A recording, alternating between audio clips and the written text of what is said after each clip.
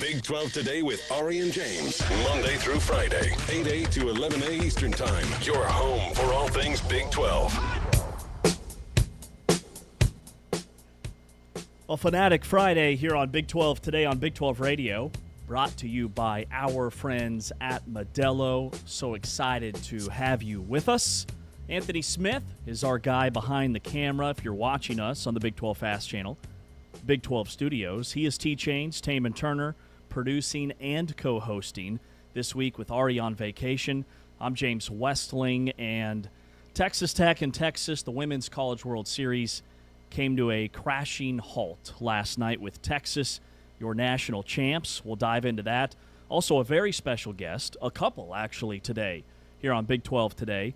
We will be chatting with Joseph Duarte, number one, the Houston Chronicle reporter, because our Road to Arlington series today is highlighting the Houston Cougars, but also Oklahoma State running back Caleb Hawkins, who was the number one rated running back transfer portal player in the country, followed his coach Eric Morris from North Texas to Oklahoma State. He's only played 1 year of collegiate football, and he shattered a bunch of freshman rushing records at UNT. So he's going to be our guest in hour number 2.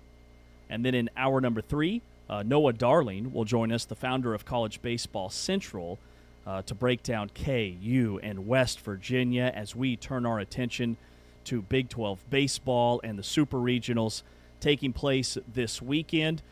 T-Chains is dressed, if you're listening to us, in his Dez Bryant Cowboys jersey on this Fanatic Friday. I'm dressed for the beach. I forgot to pack pants today, so I'm wearing shorts. But it's appropriate because if you're listening to us, you can hear what sounds like a jet engine in the background. Yeah, it's pretty loud, and I want our listeners and our viewers to know for sure that this is not a CeeDee Lamb jersey. It is number 88. It's Dez Bryant, who played on the Oklahoma State Cowboys. As you guys know, I am a Dallas Cowboys fan, so I do have his Cowboys jersey. And did you take a look at the Big 12 Power Hour first hour today? No, I have not yet. It is dominated by Oklahoma State.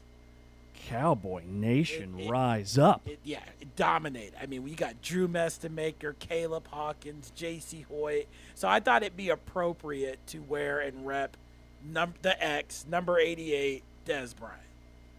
I loved Dez Bryant. He was fun. Especially as a college player at Oklahoma State. Yeah, he was really good. Our Big 12 Power Hour, by the way, starts at 2 Eastern, 1 o'clock Central Time. Yeah, our thermostat is set to Dallas Sidewalk in August. We've got this giant AC unit that's trying to keep the studio cool. The folks across the street, they've just completely checked out. And by street, I mean hallway. They're not even anywhere to be found this week. No, I don't know where they are. But us, we are training for preseason camp. Yes, I agree. We're ready to go. Let's do it. All right, so Dez Bryant, by the way, 2008, he was probably the best player in college football. He had 2 punt return touchdowns. He had like 17 receiving touchdowns. He was ridiculous. The man. And then the next season, I forgot, he got, I remember about all of his drama in the NFL, but I forgot he got suspended at Oklahoma State. He only played in 3 games. Do you remember why he got suspended? And it's okay if you didn't. So this, yes and no. So Dez Bryant in 2008, I was a junior in high school. I know it sounds a little weird, but I vaguely remember that. I don't know. I don't remember why he got suspended, but I remember it being a pretty big story. It was huge back then. Yeah. Because Oklahoma State was a ranked team going into the 2009 season, coming off that monster 08 year. They went 9-4, but Dez Bryant was an All-American. I mean, he was the best wide receiver in the country. And it's just crazy to think back that he got suspended for the rest of the season going into Week 4. He only played in 3 games in 09 because he lied to NCAA investigators for hanging out with Coach Prime, Deion Sanders. They had dinner together. Coach Prime paid for the dinner. The NCAA launched an investigation. They asked Dez Bryant about it. He said he got scared during the questioning, so he lied about it, said it didn't happen. Way too much evidence to show that it did happen, NCAA says, nope, can't do that. I don't care if that was a $25 Chili's 6-ounce sirloin or if you guys went out clubbing, Dion footed the bill, you're done. And now we've got players making millions and millions of dollars in college football. Can you believe that was an era? That was a thing. Yeah. What an era. What a time. What a time to have been alive during that time. T-Chains, when's the last time you went to the mall? Ooh, the last time I went to the mall was probably on Black Friday. Which was The about day after Thanksgiving, yeah, 6-7 months ago? Yeah. I always go every Black Friday because I always buy a new pair of Jordans. So that's not bad. I would say, like, for dads, you're basically there every Saturday if you've been in the last 6 months. Yeah, no. I have not been in the last 6 months. It was my hangout spot back in middle school. Right. That was the spot. Middle school. I'm parenting my 13-year-old daughter up close and personal. She's with us in Dallas for a good chunk of the summer. She wanted to go to the mall yesterday. So we went to this big fancy bougie mall, North Park Mall here in Dallas. That's where I bought these Jordans from. Malls are failing all over the country, but malls are thriving here in Dallas. I don't know if it's the heat. I don't know if we just love commercial buildings or what, but in Dallas, the malls have never been stronger. Yeah, I remember back during COVID, my wife and I finally got out of the house. This was maybe, 2 or 3 months in, where we're finally going out to public places. We literally walked in the mall, and it was packed, and then we walked right back out because we had so much anxiety. But, yes, they are still thriving. And that was 5-6 years ago, however long it was. Well, I can tell you, going during the week in the middle of the day, that is it. Oh, My man. wife and daughter, they shopped. I basically spent 2 hours just strategizing to find the best seating location in the mall. I like to sit. I don't blame you. Sitting is a beautiful thing. It's a wildlife preserve for dads. And we all migrate towards the same thing. Benches. That is true. We look for the perfect habitat. We look for shade. We look for back support. We look for close proximity to the food court exits or the bathroom. I hit all three. I posted up. I sat for over an hour. I think there's one thing you might be forgetting when you're looking for a bench. The amount of people that are in the area. Because you don't want it to be too full. You don't want to be clamped up right next to somebody. You have to find the perfect one where it's like, okay, that one's for me. Now, it might be okay for one other person to sit there, but if there's like 4 people, no, not doing it. Yeah, can't have it. Nope. I found the perfect spot. I've never felt older. I was basically just people watching, like, what is she wearing? That girl can't be older than 14 or 15. Her parents let her go out in public looking like that? No, sir. Never felt older yesterday at the mall. All right, so last night sucked. Texas Tech falls in the Women's College World Series to Texas. The final, Texas 4, Texas Tech 1. To me, T-Chains, we'll talk about Nyjah, who got the start. She was on the mound for all 7 innings. Her collegiate career and her legacy comes to an end. I was trying to think of a comp for like a men's basketball player or a football player, and I've got a couple. But ultimately, last night in Texas Tech's season came down to one bad throw. One bad throw, 2 unearned runs, and just like that, Texas Tech's season was done. They were in complete control. They had all the momentum. Nyjah was cooking in the circle in Game 2 of the College World Series. Texas didn't start their ace. You think this is Texas Tech's Game 2 win. Short stop, sidearms a throw.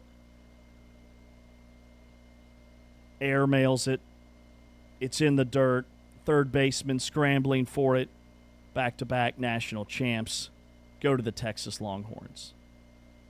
That was tough to watch. Yeah, watching the bad throw, it made me think of our conversation yesterday with Kenty Fowler Quinn, when she said that, when it comes to losing back-to-back games, obviously in a championship round when it's for all the marbles, there's more pressure to it. And to me, that's what happened. it wasn't like I don't think they cracked. Texas Tech did. I don't think they crumbled under pressure. I just think that when you have a very small margin of error, it can affect you, and I think it affected Texas Tech last night. I mean, that's part of what makes softball so exciting, especially at this level. The games are so close, they're so tight, the athletes are so gifted that one bad throw can ultimately swing an entire game. Yeah. One teeny tiny error can change everything. Texas had already won game one. Nyjah gets the start. She's in the circle for all 7 innings. Texas did not start Tegan Cavan. They were saving her for game 3 or late if they needed her. So Texas Tech takes a 1-0 lead in the third on an RBI single from Lauren Allred. Kennedy had retired 11 consecutive batters. She had complete control. And then we advance. We push ahead to the bottom of the 5th. Texas has 2 outs. Bases loaded. Viviana Martinez chops a ground ball to the shortstop, Haley Toney, who has been nails throughout the entire course of her 2-year career. Her throw to third sails wildly over the third baseman, 2 unearned runs. Texas leads 2-1. That essentially was the ball game. Them taking that lead. The Texas Tech offense could never quite get over the hump. But Nyjah, her career is over. She will move on to play professionally in the AUSL League. Athletes Unlimited Softball League. Which they're going to have 50 games on ESPN networks this summer, and Nyjah's going to be part of that. That league, which is very much in its early development stages, is already so much further ahead than so many other leagues that try to do the same thing. Can't wait to see what that looks like. But Nyjah, her career is done, and here's what Coach Jerry Glasgow said, trying to describe just her impact, not on Texas Tech, but also the entire sport of softball. She's a great softball player. I think Nyjah has become the face of softball, not just college softball, but softball. That's how big an impact. And you have to travel with her and see the little kids coming from 5 states away, like kids coming from Ohio, not, or just weird places. Like they're from all over, and they love Nyjah Kennedy, and not just girls, little boys.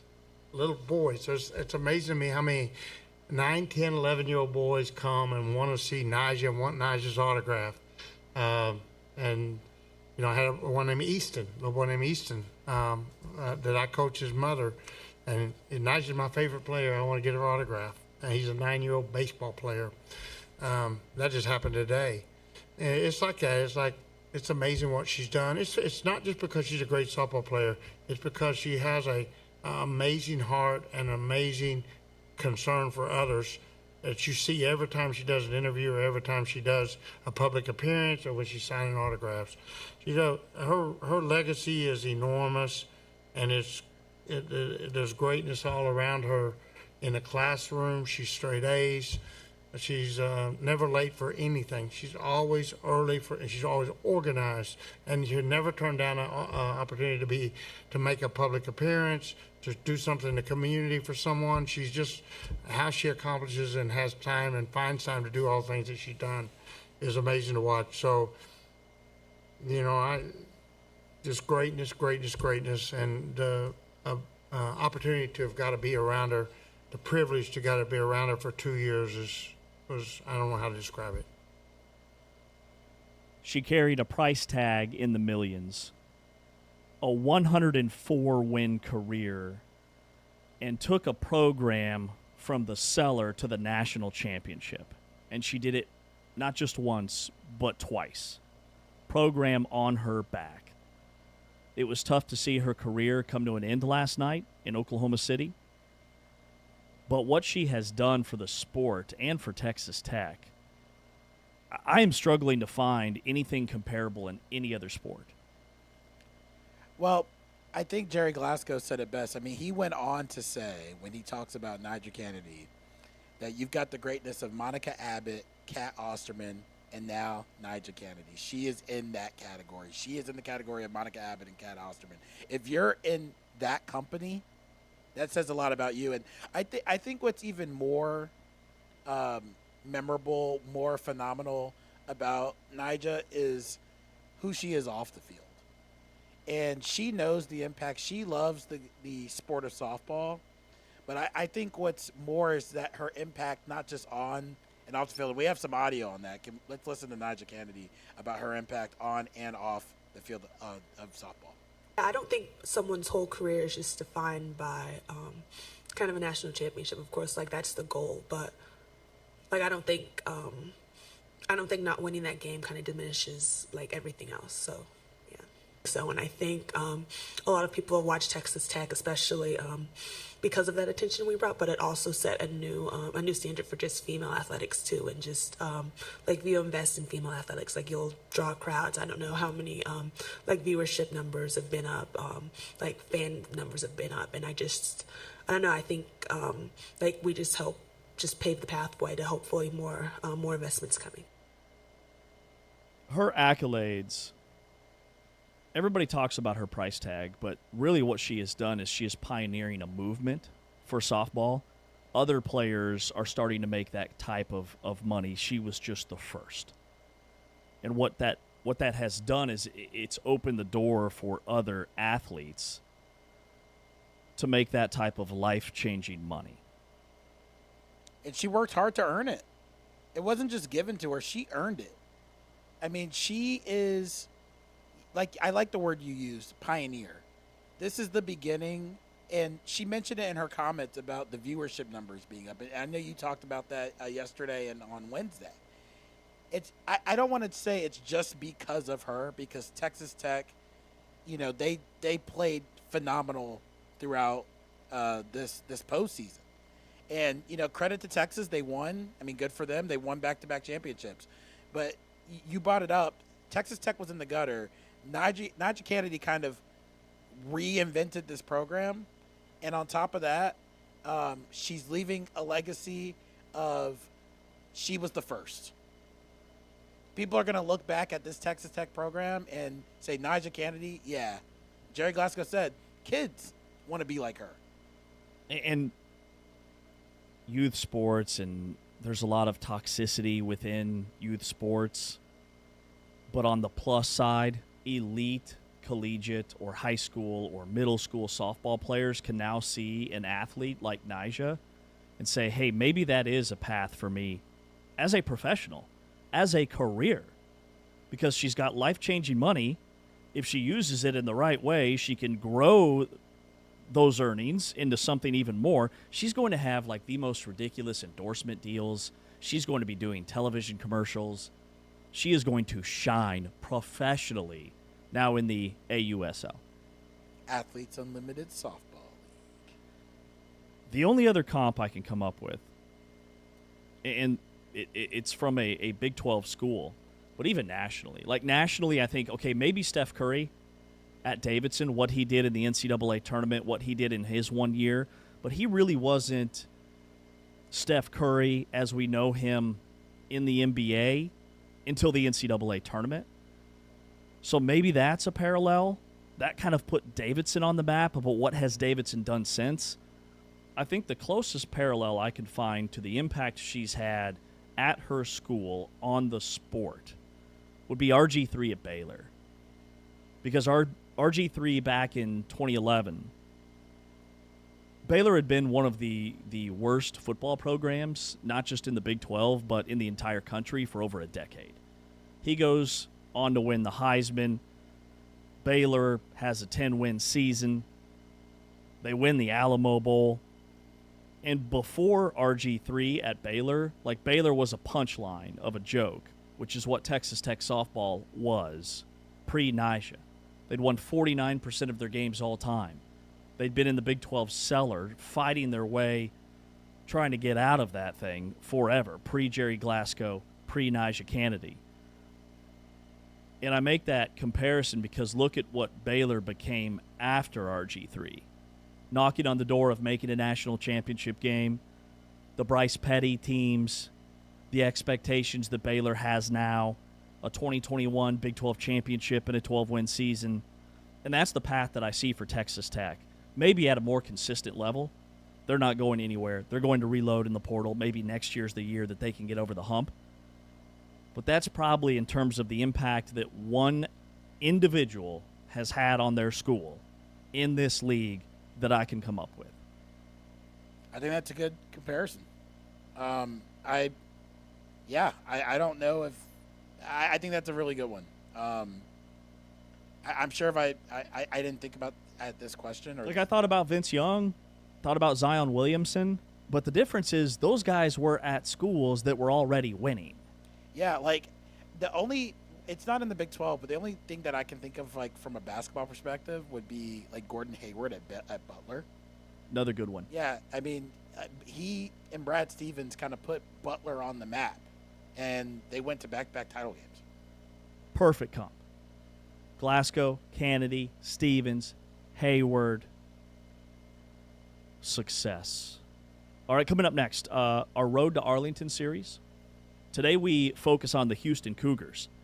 Man, Houston had a breakthrough year last year. Went undefeated on the road. 4 wins 2 years ago in Willie Fritz's first season. Last year, 10 wins, 6-0 on the road. What will he do in year 3? We break down the biggest question marks, gamble, trap game, biggest game on their schedule. Coming up next, it is the Road to Arlington, the Houston Cougars football team. This is Big 12 Today on Big 12 Radio, exclusively on TuneIn.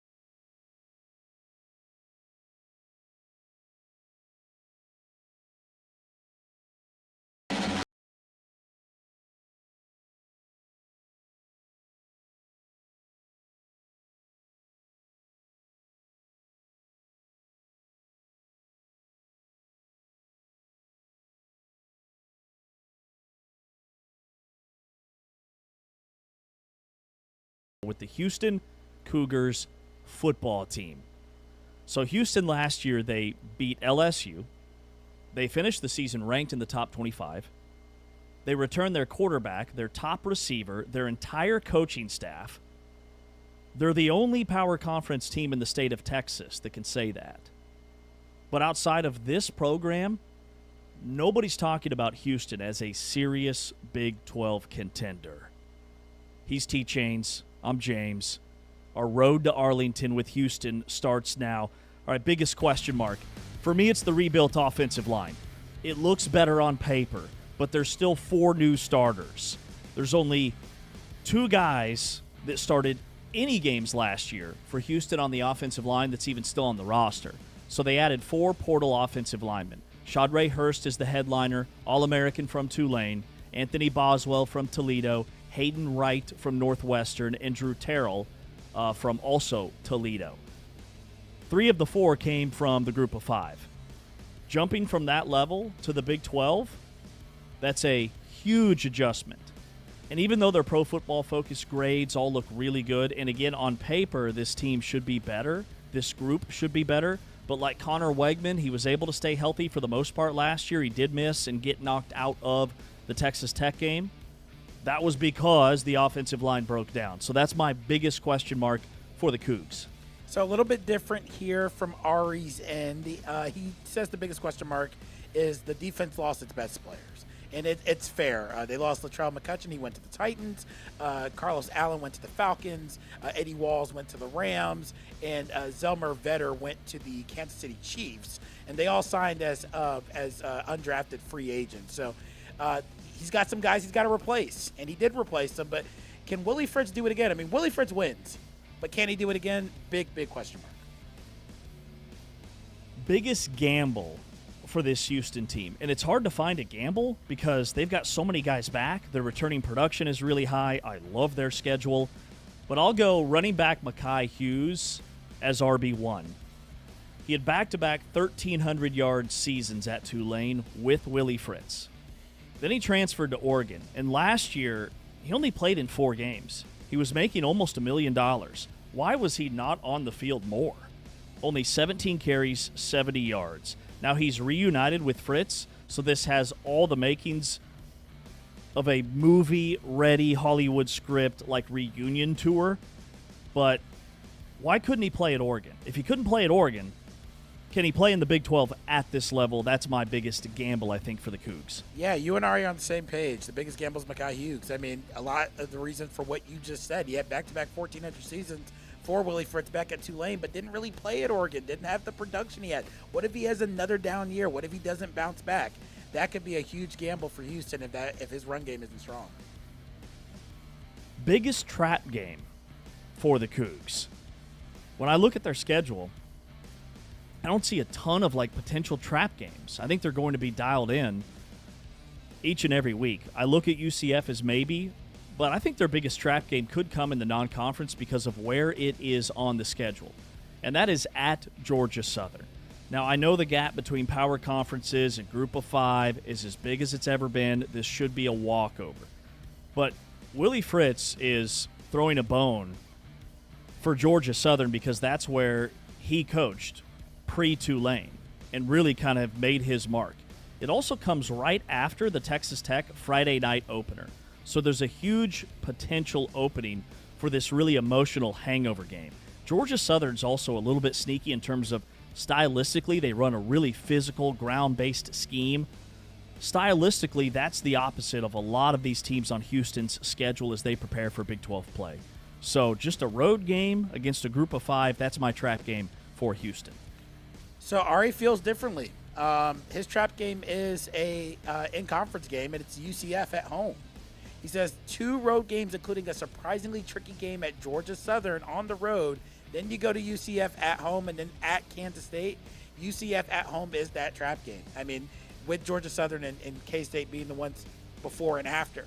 Houston came from behind in 2025 for the first space game loss for UCF. And that's a tricky game for a weird little stretch there. Trap game UCF at home. That was the other one I looked at. That little 2-game pocket, if they get through that unscathed, Houston could be rolling towards a Big 12 title game appearance. All right, the biggest game on Houston's schedule, I think this one's pretty obvious. It's at Texas Tech. Friday night, September 19th. It comes early in the year. It's like the marquee Friday night launch of Big 12 play. Houston has not won in Lubbock since the 90s, 1990 to be exact. It was when both teams were members of the Southwestern Conference. It's a 7-game losing streak in the series heading in. And remember, Connor Wegman, he got knocked out early in the 35-11 loss for Houston against Texas Tech last year. So he's got a personal score to settle with the Red Raiders. A win there for Houston. We don't know who the quarterback's going to be for Texas Tech yet. Like, the Big 12 conversation shifts dramatically one way or the other. Yeah, so Ari agrees with you 100% that the biggest game is Texas Tech for a lot of the reasons that you just mentioned. He talks about how the last time Houston won in Lubbock was on September 13th, 1990, as you mentioned.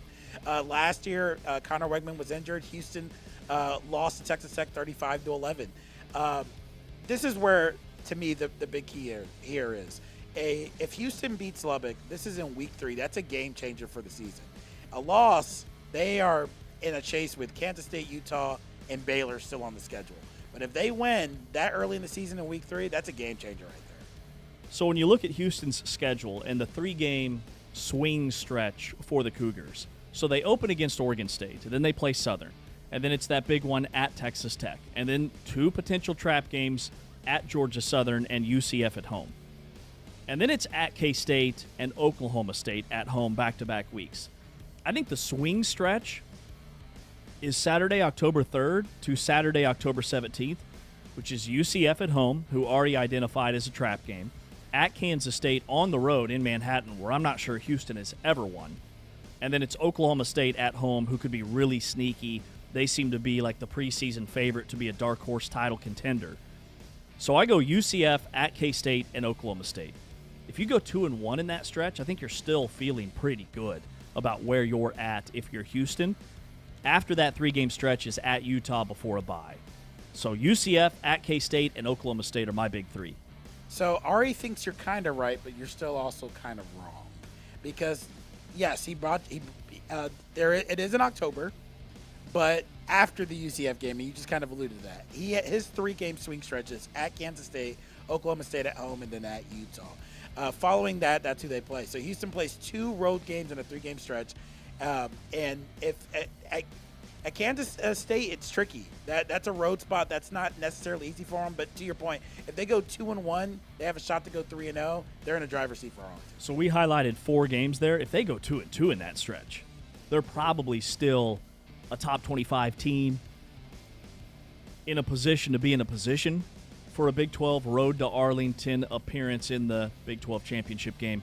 All right, coming up next, we dive into the one player they cannot lose, a hidden strength for this Houston team, the number and the pressure point, and what does success look like this season for the Houston Cougars. This is Big 12 Today on Big 12 Radio, heard exclusively on TuneIn, and you're watching us on the Big 12 Fast channel, Big 12 Studios. Pressure again off the edge. Wigman has Koziel. He's got room to run. Touchdown! Great protection. Jump ball for his tight end. And he reeled it in. Wow. How about Tanner Koziel? Of Tanner Koziel on that play. Goes up in the middle of 3 defenders. Oh, nice. To the end zone. The tight end, Koziel. Touchdown, Houston. True 6'7", he blinked, he didn't blink and said, absolutely he is. And when you've got that against a guy who although isn't short at 6 foot, and Marquise Groves Killebrew, 6 foot 179, the red shirt junior transfer is no match for a guy 6'7", 257. You got reach on him, you got size on him, and a quarterback that can put it right on the spot. That's outstanding football. Looking for 6 instead of 3. Wigman, touchdown! His favorite target, Tanner Koziel. That one to the flat, he's going to be the crosser versus man coverage. Better double team this guy ever on the field. Into the game. Wigman back in the end zone. Caught! Tanner Koziel, 6'7" short. What are you doing tonight?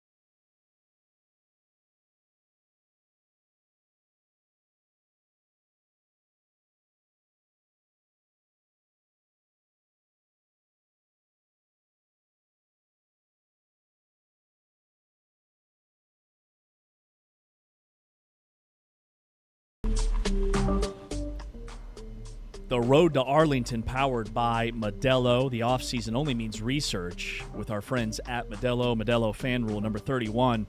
It's the road to Arlington. Our Houston Cougars breakdown today here on this Fanatic Friday.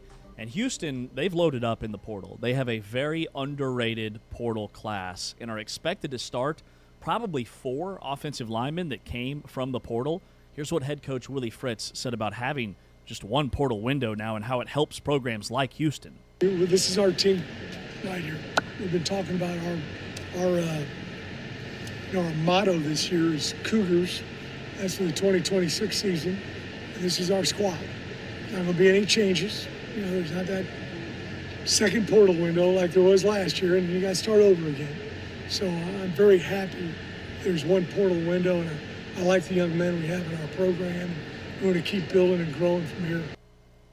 Having the one portal window, it's going to crush transactional programs. Developmental programs are going to thrive because it gives them more time to develop their guys that they know cannot leave without severe penalties. All right, the one player that Houston cannot lose this season as we dive back into our takes on the Cougars, I go with wide receiver Amari Thomas. He started his playing career at UAB. This is his second year at Houston. When he signed out of high school with UAB, he stepped on the field as a true freshman at 17 years old. That is unheard of. This ain't basketball, okay? That was unheard of for football. 3 years later, he's first team All Big 12. He led the Cougars in receiving touchdowns and yards. He had 12 touchdowns. He had almost 1,000 yards receiving. He was second in the Big 12 in touchdown grabs. He had a monster game at Oklahoma State where he really showed what he could do with 157. It's his last collegiate season. There's no portal exit that Houston has to worry about.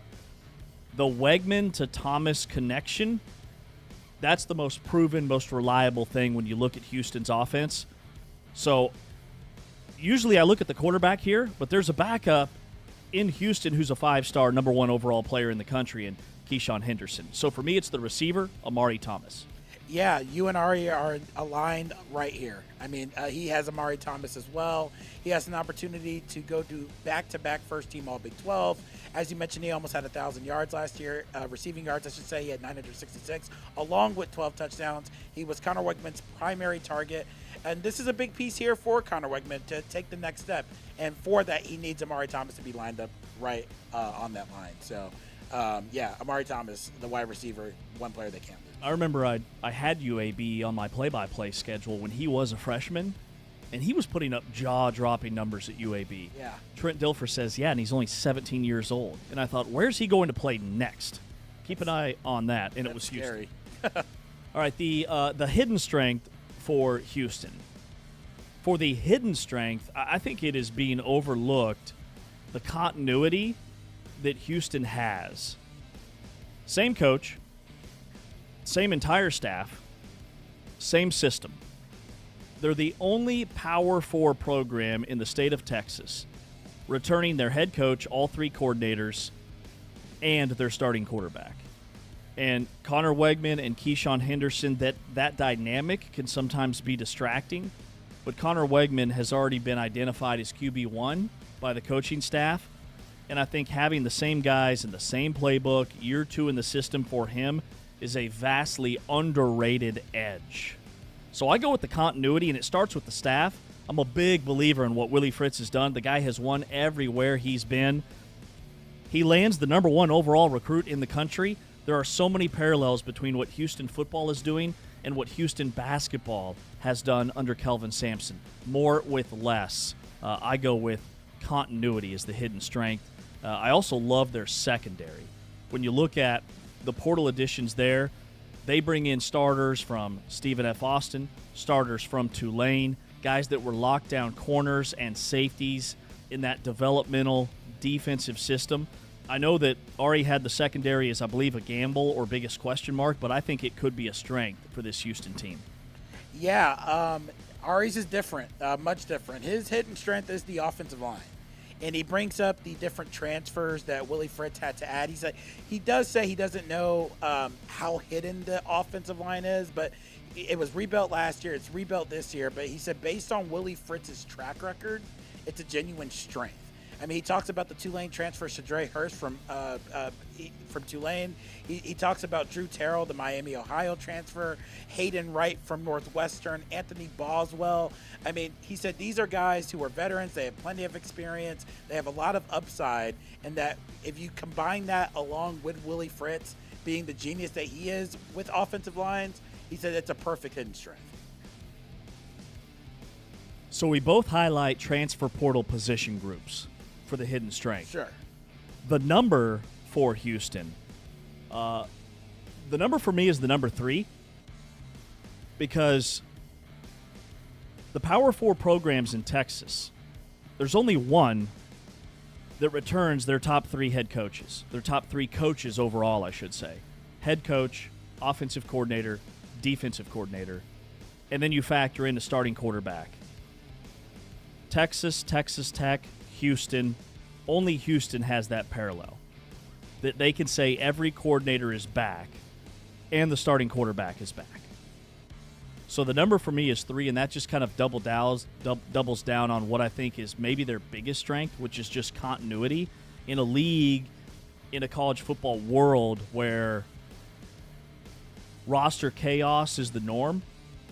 The parallel I see between Houston football and basketball is player retention, development. So the number 3 for me, the coordinators, the quarterback, the coach, that's the number for Houston.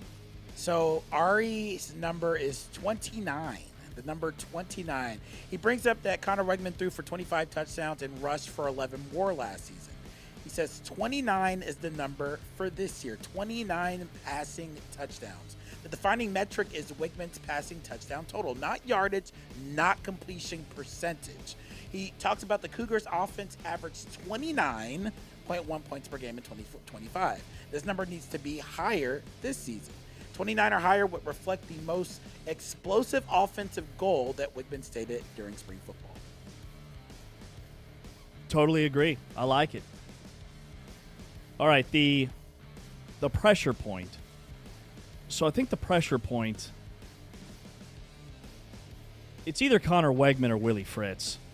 There's not really a ton of pressure, I don't think, on anybody, because Connor Wegman's going to be the quarterback unless he gets hurt, but he's probably got more pressure because of who his backup is. So I'm going to go quarterback Connor Wegman. Keyshawn Henderson's the number 1 player in the country, 5-star. They're going to try and get him in the mix. But I don't know that Connor Wegman's going to have a short leash. I believe the coaching staff does not want to play Henderson as a starter at any point this season. So they are going to give Connor Wegman some more wiggle room than maybe other programs would, with a high-profile 5-star quarterback as the backup. But just knowing he's waiting in the wings, there is pressure on Connor Wegman to perform and keep his job. Yeah, you know what? Me personally, I actually agree with you. Ari feels a little different, which is fine. His pressure point is actually Willie Fritz. And he was like, there's not a lot of pressure, but here's his reasoning. Willie Fritz went 4-8 in year 1, but finished ranked number 22 in the AP poll last season, which is good. Fritz demonstrated that he can reconstruct a roster, win with transfers, and beat teams he's supposed to beat. The question is whether he can win games that separate a 10-win team from a Big 12 championship. I got 10 and 10. But yes, from a Big 12 champion. That's the difference separating a 10-win team from a Big 12 champion. The pressure point is what Willie Fritz, the head coach for the Houston Cougars. Yeah, I think I see that angle. But for me, like, side-by-siding the two, Willie Fritz is not going anywhere.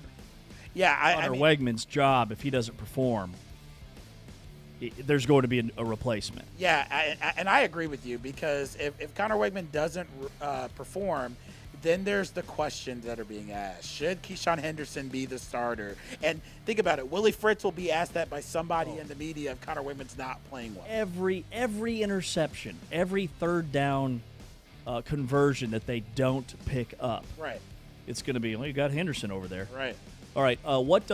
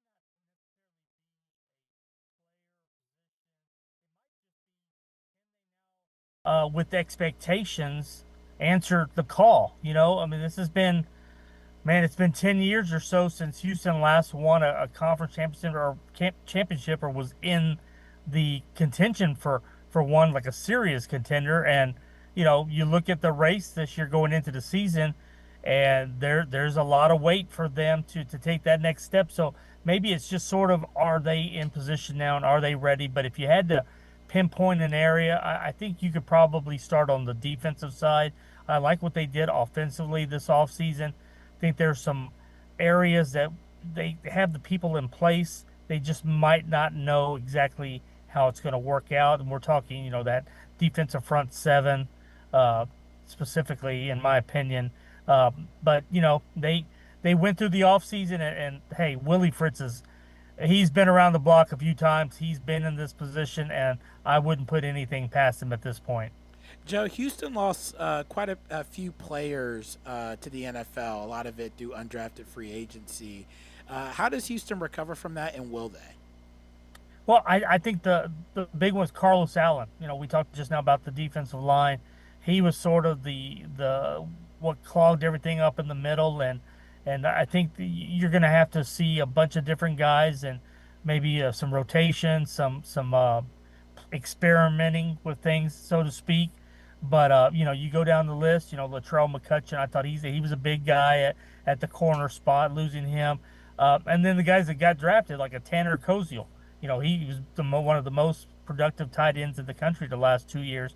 So you got Patrick Overmeyer coming in from UTSA. So it's a cycle. You lose guys all the time, and the fact that they maybe didn't have as many drafted, but certainly had a bunch go the undrafted route, just means that it's the next man up for them. We'll be talking about the same thing next year, because next year will be a big year for them in terms of guys that have a chance to really get drafted, and not have to necessarily go the undrafted free agent route. But it's.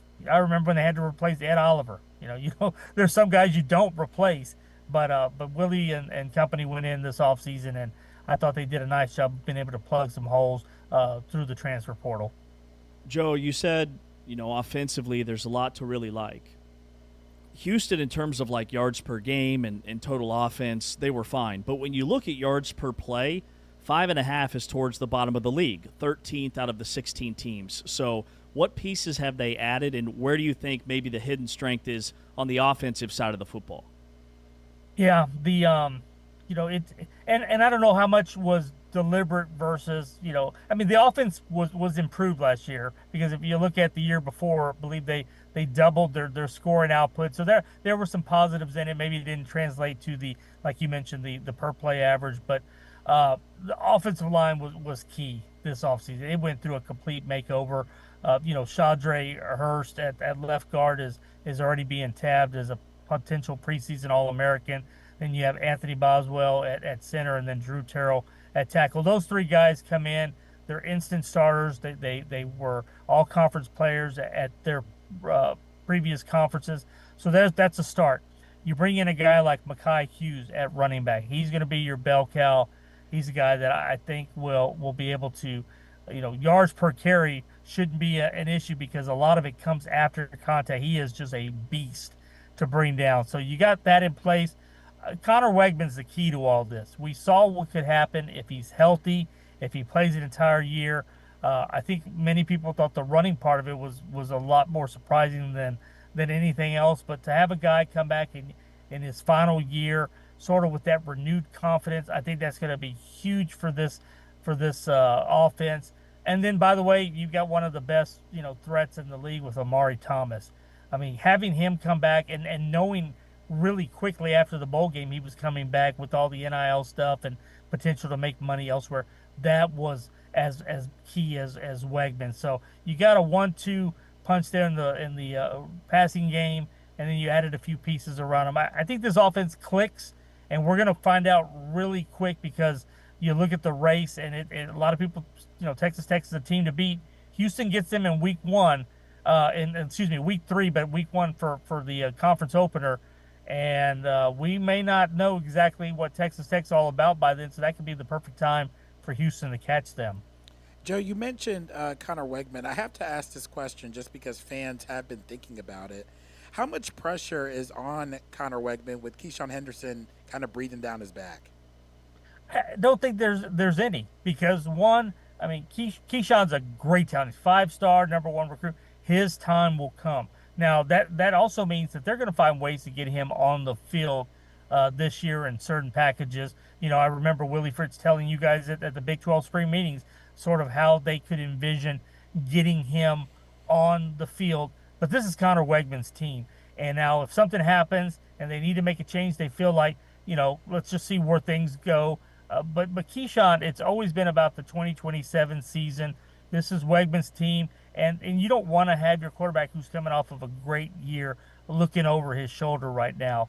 And Keyshawn will be great eventually, but there's still a lot to learn in the college game. So if you're Houston, it's great that you have him and waiting in the wings, but you got a guy here that had a career year that you're going to ride with him to start the year and hopefully for the majority, if not all of it. Joe, I know we've just got a couple minutes left with you. What do you think, like, what are the expectations for Houston? Because they burst onto the scene last year. They've got all these pieces coming back. Like, on paper, you would think, okay, Big 12 title contenders for 2026. How do the fans see it? I think they see that exactly. I think this is a team, this is the closest in a long time they've gotten to being in a conference championship game. And we, you know, like we said, we looked at the rest of the race, and, you know, you've got probably about 4 teams, maybe 5 going into the preseason that could make some type of argument, and I think Houston's one of those. So the expectation now is bowl game at minimum. 10-win seasons are a very real possibility, and you should now compete for a conference championship. And to me, you know, Willie's done it in year 2, year 3. It's kind of been where you've seen the turnarounds with him. And so to me, they're on target. They've got a lot of things in place. You know, they just need to, you know, I think if you look at it, the product will be really good this year.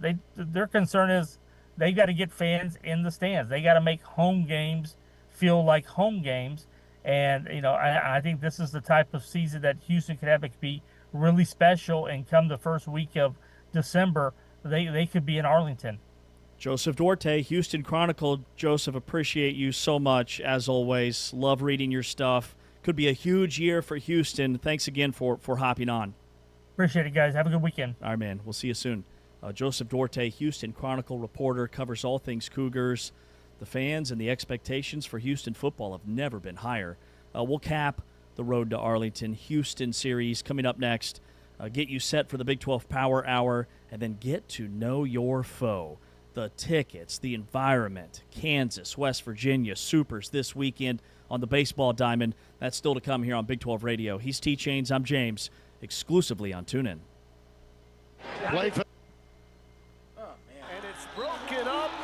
Latrell McCutcheon is a bad dude. This season for the Houston Cougs, we dive into the one player they cannot lose, a hidden strength for this Houston team, the number and the pressure point, and what does success look like. They're in a driver's seat now. So we highlighted 4 games there. If they go 2-2 in that stretch, they're probably still a top 25 team in a position to be in a position for a Big 12 Road to Arlington. First sack of the season, and it was a loud one. Out of an empty set. Murphy finds Wells, can't hold on. And they rule that incomplete. Latrell McCutcheon, who Willie Fritz believes is an NFL player with the PBU. But he is some player, not afraid to make tackles either. High snap. Welch wrestled down the backfield. That's Latrell McCutcheon, a willing tackler. You know, he's a guy he only goes about 185 pounds and 6'1". Another bad snap and exchange, and McClain has to run for it. He lost his hat. McCutcheon absolutely changes this ball game. That's 126 nationally. Awful. Quick toss. Man.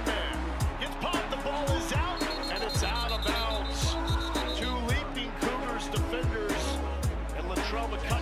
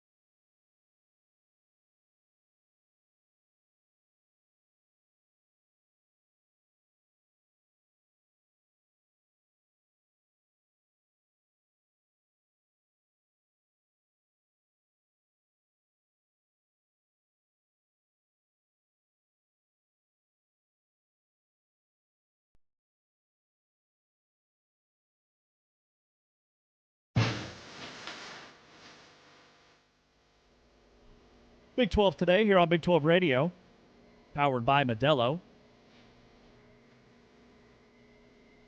Exclusively on TuneIn, watched on Big 12 Studios. We're scrambling a little bit. You hear the jet-powered engine in the background. Dallas, Big 12 Studios, Big 12 Radio, month of June. It's like being cremated. It's hot.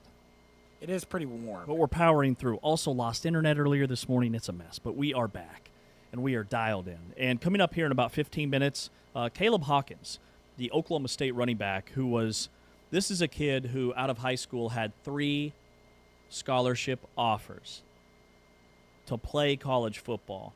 Only 1 at the Division I FBS level. That was North Texas. His other 2 offers were Central Oklahoma and Emporia State from Emporia, Kansas. He goes on to set the freshman rushing record for touchdowns at UNT. Number 1 portal running back in the country, follows his coach to Oklahoma State, and he's going to be with us here in 15. All right, this weekend, it's going to be bonkers. So the Big 12 has 2 teams left in the NCAA baseball tournament. Both are hosting. Kansas doing something it's never done before, best season in school history.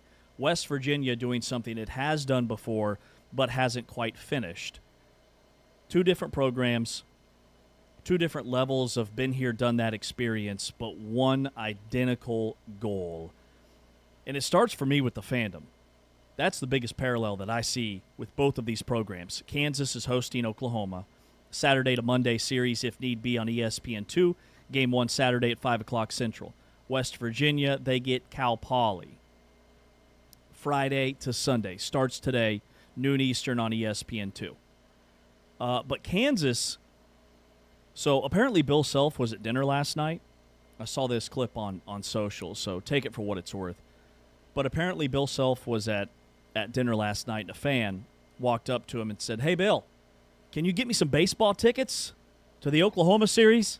He just kind of laughed it off and shrugged and said, "I thought we were a basketball school."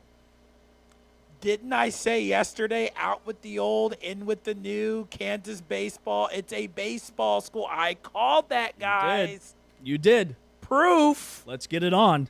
Hoagland Ballpark in Lawrence, they're expanding again for Super Regionals. They've got this new fan area behind left field. They call it the backyard.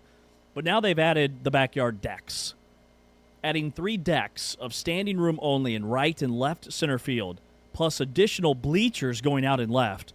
Like the regular season capacity is around 2,500. They expect to double that for the Oklahoma series. Double it. The school record is over 4K. And you called them a basketball school. This guy. I've never seen anything like this. So the Crimson Club, which is inside Allen Fieldhouse, which is right across the street from KU's baseball stadium, they're going to have that open all weekend long for all fans. Even without game tickets, you can get in. They're going to have food, drinks, giant TVs with the games on. It's going to be AC.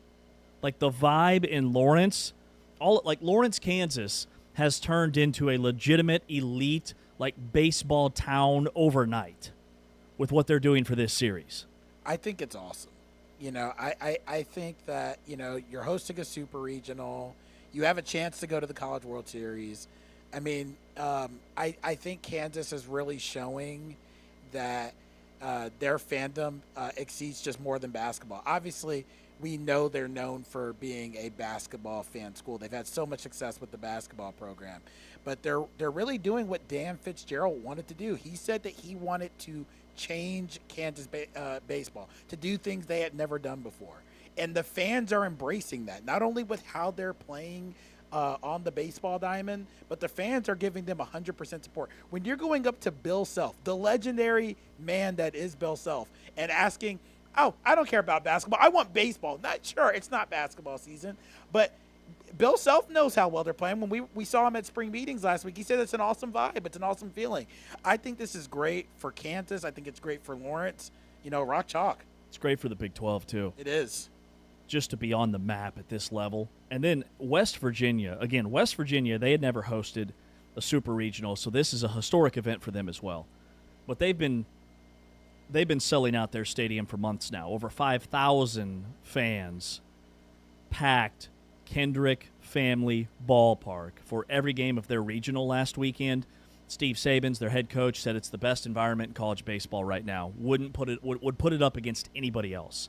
So the West Virginia athletic director, Ren Baker, the demand for tickets is so high that he actually took to social media to promote Randy's Ridge, which is this hill that's above the ballpark. It's an overflow viewing area. Not just is it a place to stand or sit and watch the game.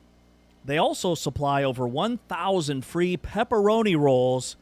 They're bringing Johnny on the Jobs in, portable restrooms for fans that can't get tickets. Like the student tickets, they sold out weeks ago for today's game. Randy's Ridge, by the way, named after their longtime baseball coach, Randy Mazey. He's the guy that built this program. Sabins took over. It is a college baseball event in Morgantown, too. Yeah, I think Steve Sabins, their head coach, he said it best, that it's for the players itself, they get to sleep in their own beds. They don't have to travel. He said that avoids any fatigue. I mean, I love that for the players and for the fans. I mean, when they sang Country Road the other night, 4,000 plus fans, all on the same page, all aligned, and now you're hosting a super regional to, again, potentially go to the College World Series similar to Kansas. I think that this is great for the program. I think it's great for the team. I think they feed off of it. And, you mentioned with Kansas with the Big 12, West Virginia for the Big 12 too. I mean, you have two, and you have great environments for the world to see. Well, and in terms of the schedule, like West Virginia is the first team on deck today. Right. At noon Eastern, 11 o'clock Central this morning, Central Time on ESPN2. There's not another game until 2 o'clock Central.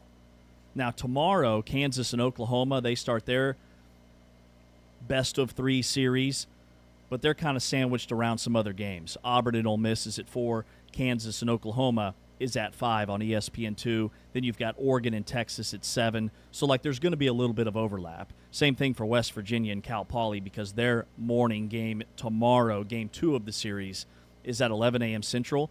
So just the spotlight that West Virginia has today against a Cal Poly team that's never been. They've never gotten out of the regionals. So this is a first for them, too, much like KU. By the way, I just have to throw this in there real quick because you mentioned how Kansas plays tomorrow. I have a conspiracy theory. Okay. Ari's not in Maine. Are you quietly a conspiracy theorist? Because that's the second time in 2 days. All I say is hard facts, hard data. It's no longer a conspiracy. It's just a theory. I am. I'm a theorist. Ari is not in Maine. Wouldn't that be? And we're going to catch him on camera. Wouldn't the turntables turn if that's the case? I believe it. Because he could totally slip that one by us. Yeah. I'm going to Maine. He was asking about first class tickets. Yeah. So obviously he's looking at flight stuff. Yeah. He could easily talk his wife into pivoting that trip from Maine to Lawrence, where they met, by the way, at KU. Homecoming tour. I'm with you on that. Yeah. Haven't heard a peep from him. Where's he been? He's been dark the last couple of days. He's in Lawrence. Yeah, it's not a conspiracy. He's with theory. himself. Yeah. All right, for West Virginia, in terms of X's and O's, what you need to know, West Virginia, they are 38-9 this season when sophomore Gavin Kelly, who's their slugger, when he gets at least one hit, that's all it takes. One hit for Gavin Kelly.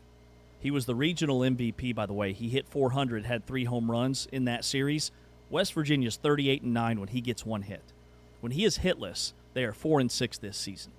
Their pitching staff has been dominant. It's been all about the offense. He's the engine of that offense. Now, Armani Guzman, who's the fastest player maybe in all of baseball, according to his coach, Steve Sabins, he plays first base. He had the walk-off single in extras to beat Kentucky. He's been on a heater. So keep in mind those two guys spearheading the offensive attack. If you're watching, look for Kelly, look for Guzman. He hit .455, had 4 doubles on the weekend. Yeah, when I think of Gavin Kelly, I just listen to these numbers. He hit 400 with 3 home runs, 8 runs driven in, and 9 runs scored in 5 games. I mean, he's a stud. Stud. He is the engine power of that West Virginia offense. and the offense has been humming.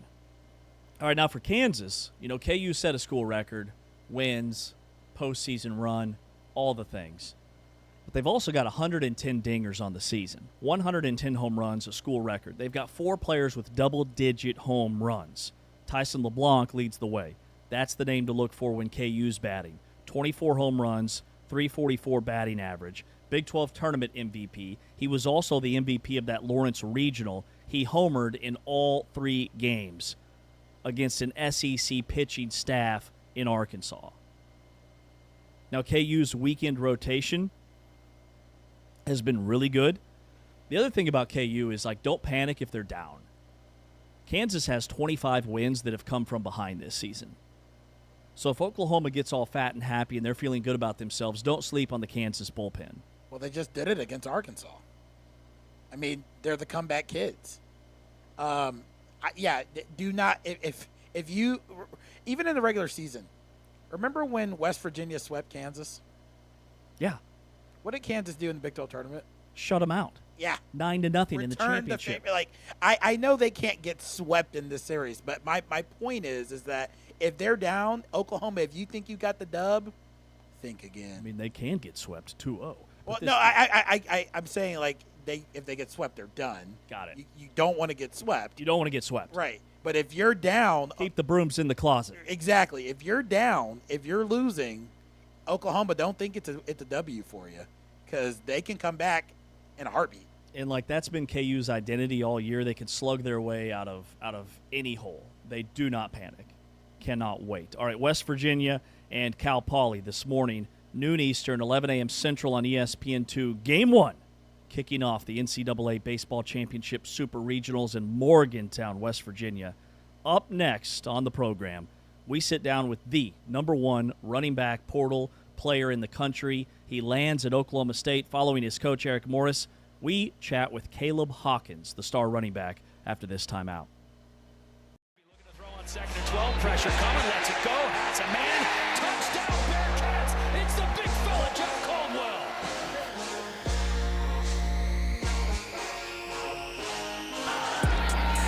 And Caldwell is back in. He was just out, and he weaves his way back inside and broke 3 tackles to angle his way for a first down.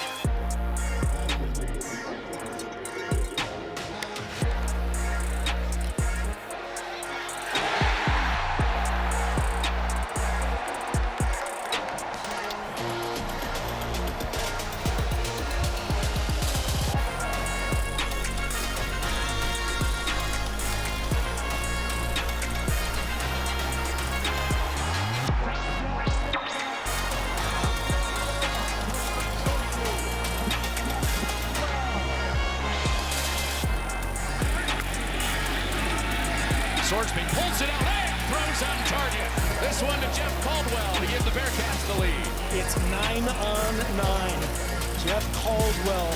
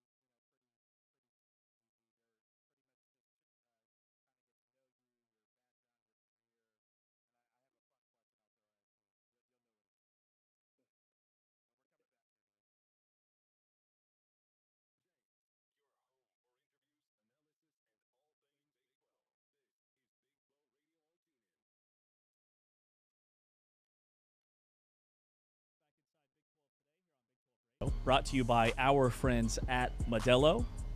With Taman Turner, I'm James Westling. T-Chain's in for Artie today. Really excited to welcome in a kid who just has an incredible story here on Big 12 Radio and Big 12 Studios. Caleb Hawkins, the number one portal running back in the country, follows his coach from North Texas to Oklahoma State.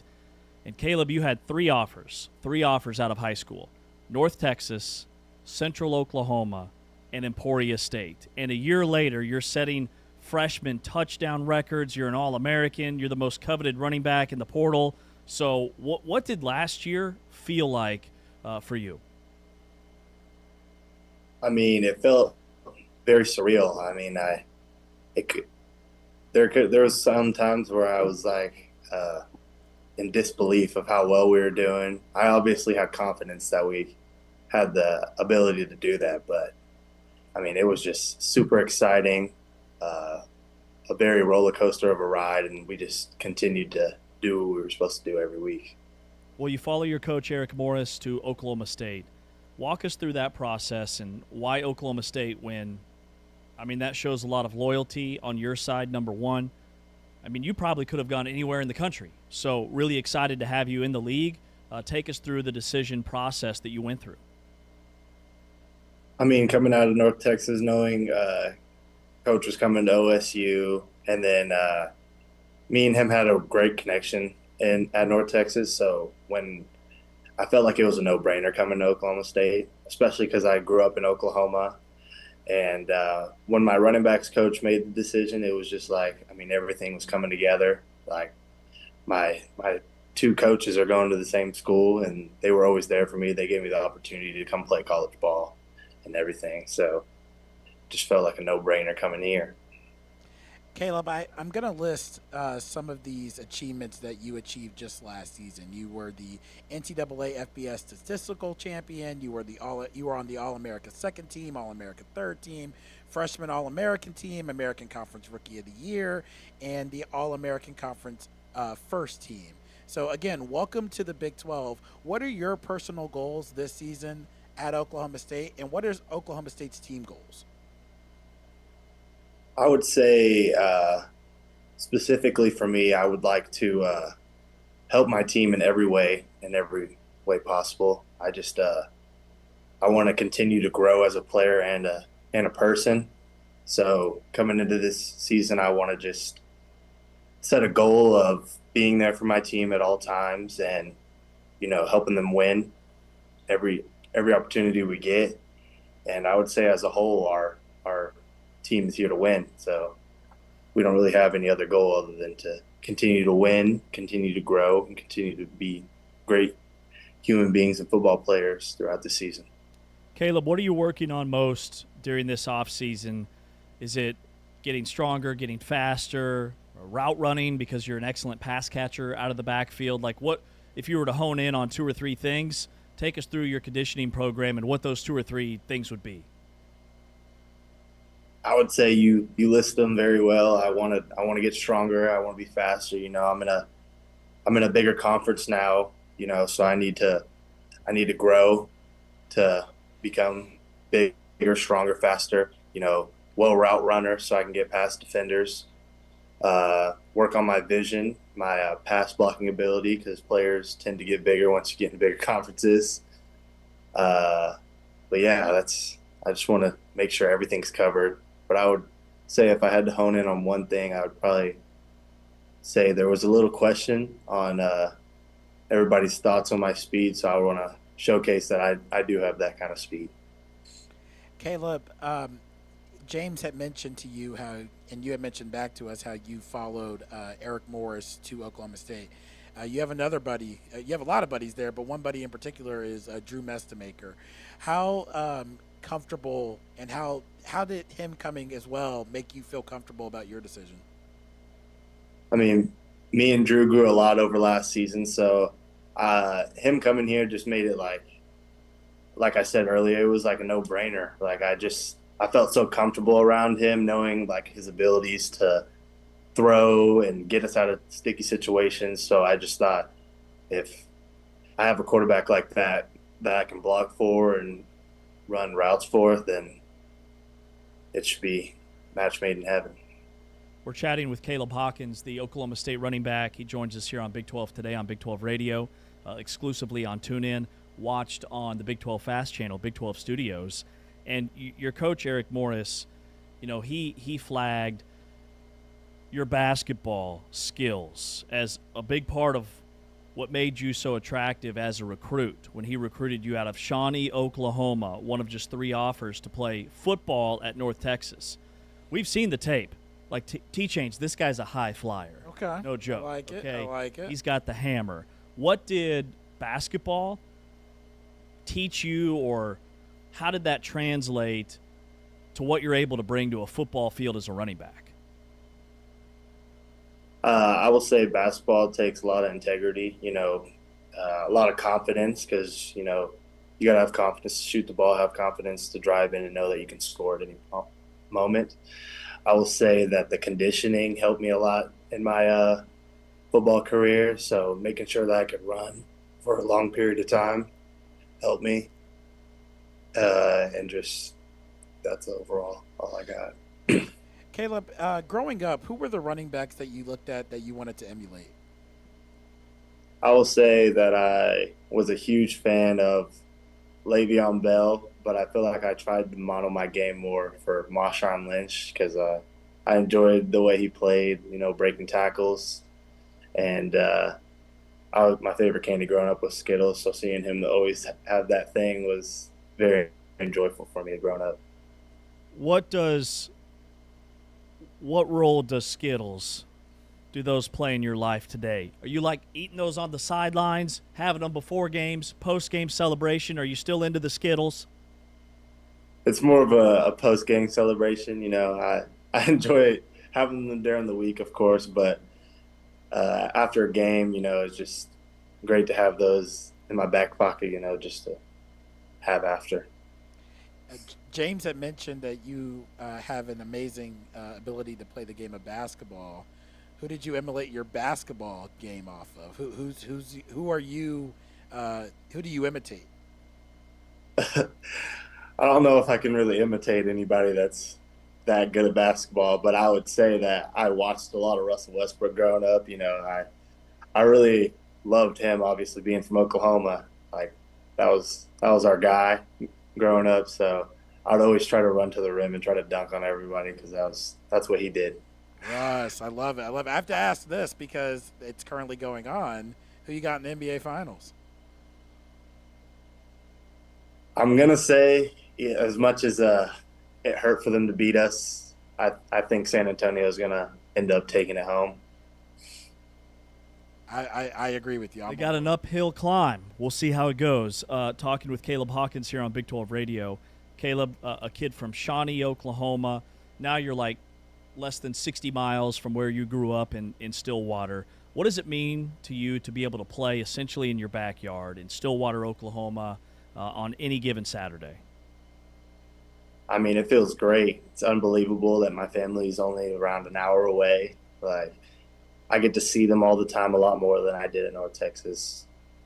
But knowing that I'm playing in my backyard, I feel like my family's closer. I really have people to back me up every day in my life. Like, anytime I need them, I can call them and they can be there at any moment.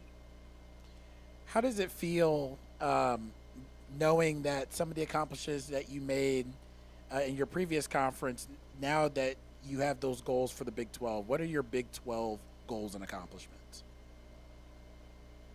I mean, I obviously would love to win a Big 12 conference championship. That's number one goal, is to win throughout this season, continue to win.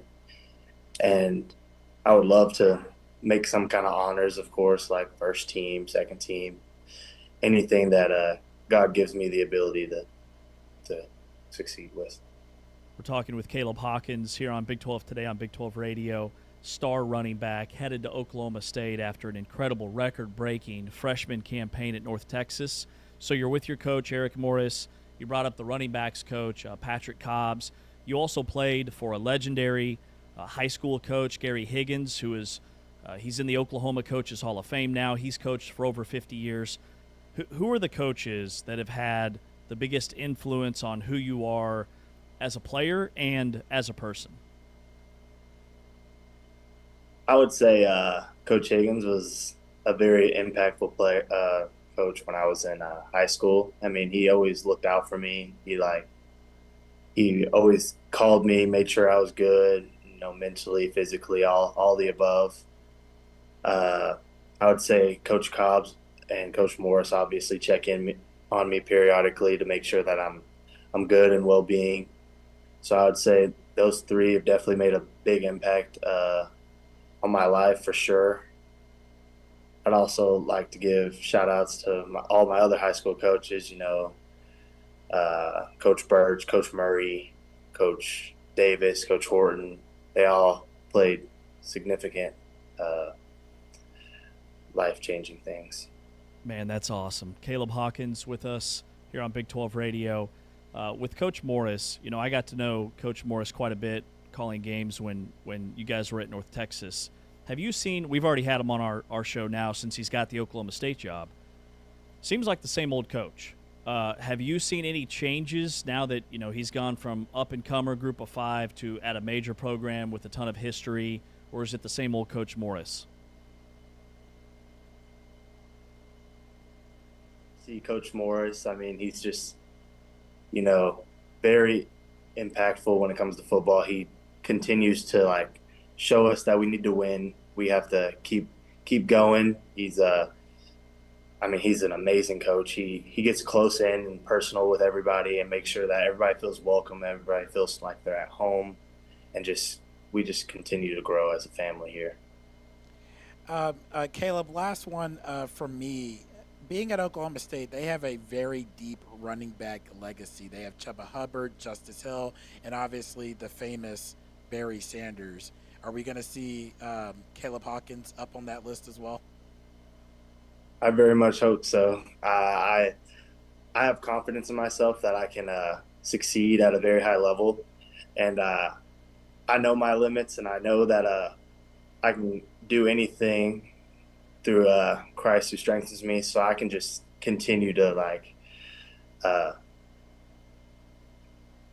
don't know how to say this. Just succeed in all. I just know I can make some impactful decisions here.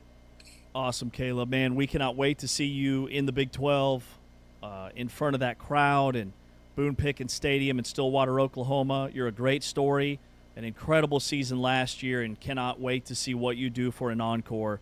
Best of luck this season. Thank you so much for your time, and we'll probably talk to you here at Football Media Days in about a month. I'll see you there. Thank you so much for having me. Thanks, Caleb Caleb. Hawkins. Great kid, star running back at Oklahoma State. Big expectations for the Pokes. Him and Mestamaker coming with Eric Morris, Wyatt Young, the wide receiver. That's the three-headed monster headed to Stillwater, Oklahoma for Oklahoma State. Again, he had 3 offers, 3 out of high school. 2 of them were Division II schools. He had North Texas, he had Central Oklahoma, and he had Emporia State. And he was a really good high school football player, but he was at a small school in a small town in the middle of Oklahoma, about 60 miles straight south of Stillwater. An incredible rise to essentially stardom for Caleb Hawkins. All right, coming up next, it's Big 12 Today on Big 12 Radio. We've got a very special guest. We've kept this one a little bit quiet. Noah Darling's going to be with us here in about 20 minutes, the founder of College Baseball Central. But somebody quite unexpected, I can't believe this guy's going to be in the house, is coming up next, joining us in studio on Big 12 Today.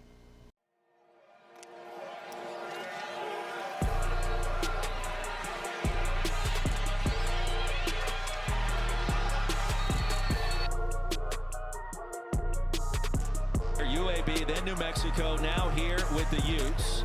Bray motions out. Ficklin delivers a strike towards the front.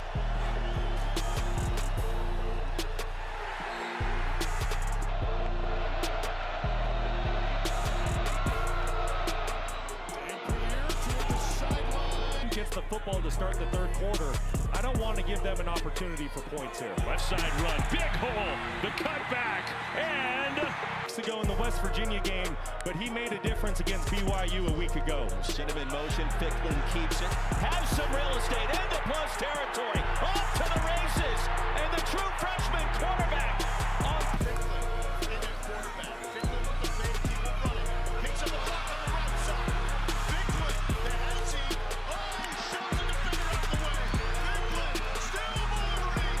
Come on down. Parker in as the Wildcat quarterback. He fakes it to Dampier, the quarterback, and keeping it is Parker, breaking a tackle. Parker into the end zone. Touchdown, Utah.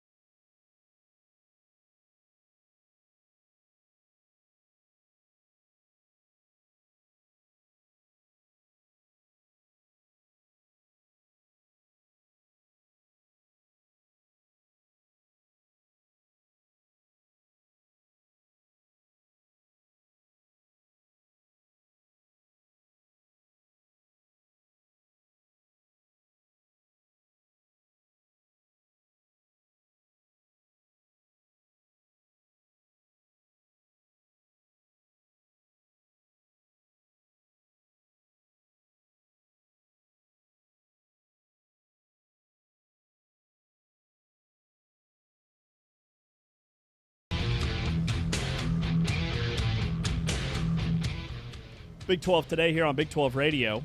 16 teams, 3 hours each and every weekday here on the channel for the best conference in America. This is the Big 12. This is a different league. We've got Noah Darling, the founder of College Baseball Central, with us in about 15 minutes before we do some unboxing. We're going to do some live unboxing on the show because we've got a whole set from our friends at Rally House. This segment is brought to you, the full-time fan, by Modelo. I'm James Westling. Taman Turner, our producer, sends me an email last night, and I'm like, this can't be happening. A special guest is joining us, hour number 3, from New York City. from the Bristol ESPN compound all the way to right here with us redneck hillbillies in Dallas, Texas, Stephen A. Smith. Welcome to the show, dude. How you doing, brother? How you doing? James Westling. Listen, number one, I was not in New York City as much as I would like to be, because you know the New York Knicks right now in the NBA Finals. But I figured that I would make a stop because, I was in beautiful San Antonio covering the finals. And I thought, I got to go to Dallas. The Cowboy fans drive me crazy. But I figured I would come to see you, a really good friend of mine, James Westling, especially on a Friday. I'll be back in San Antonio this evening. Big game tonight. Yeah, there's a big game. And my Knicks, they're kidding.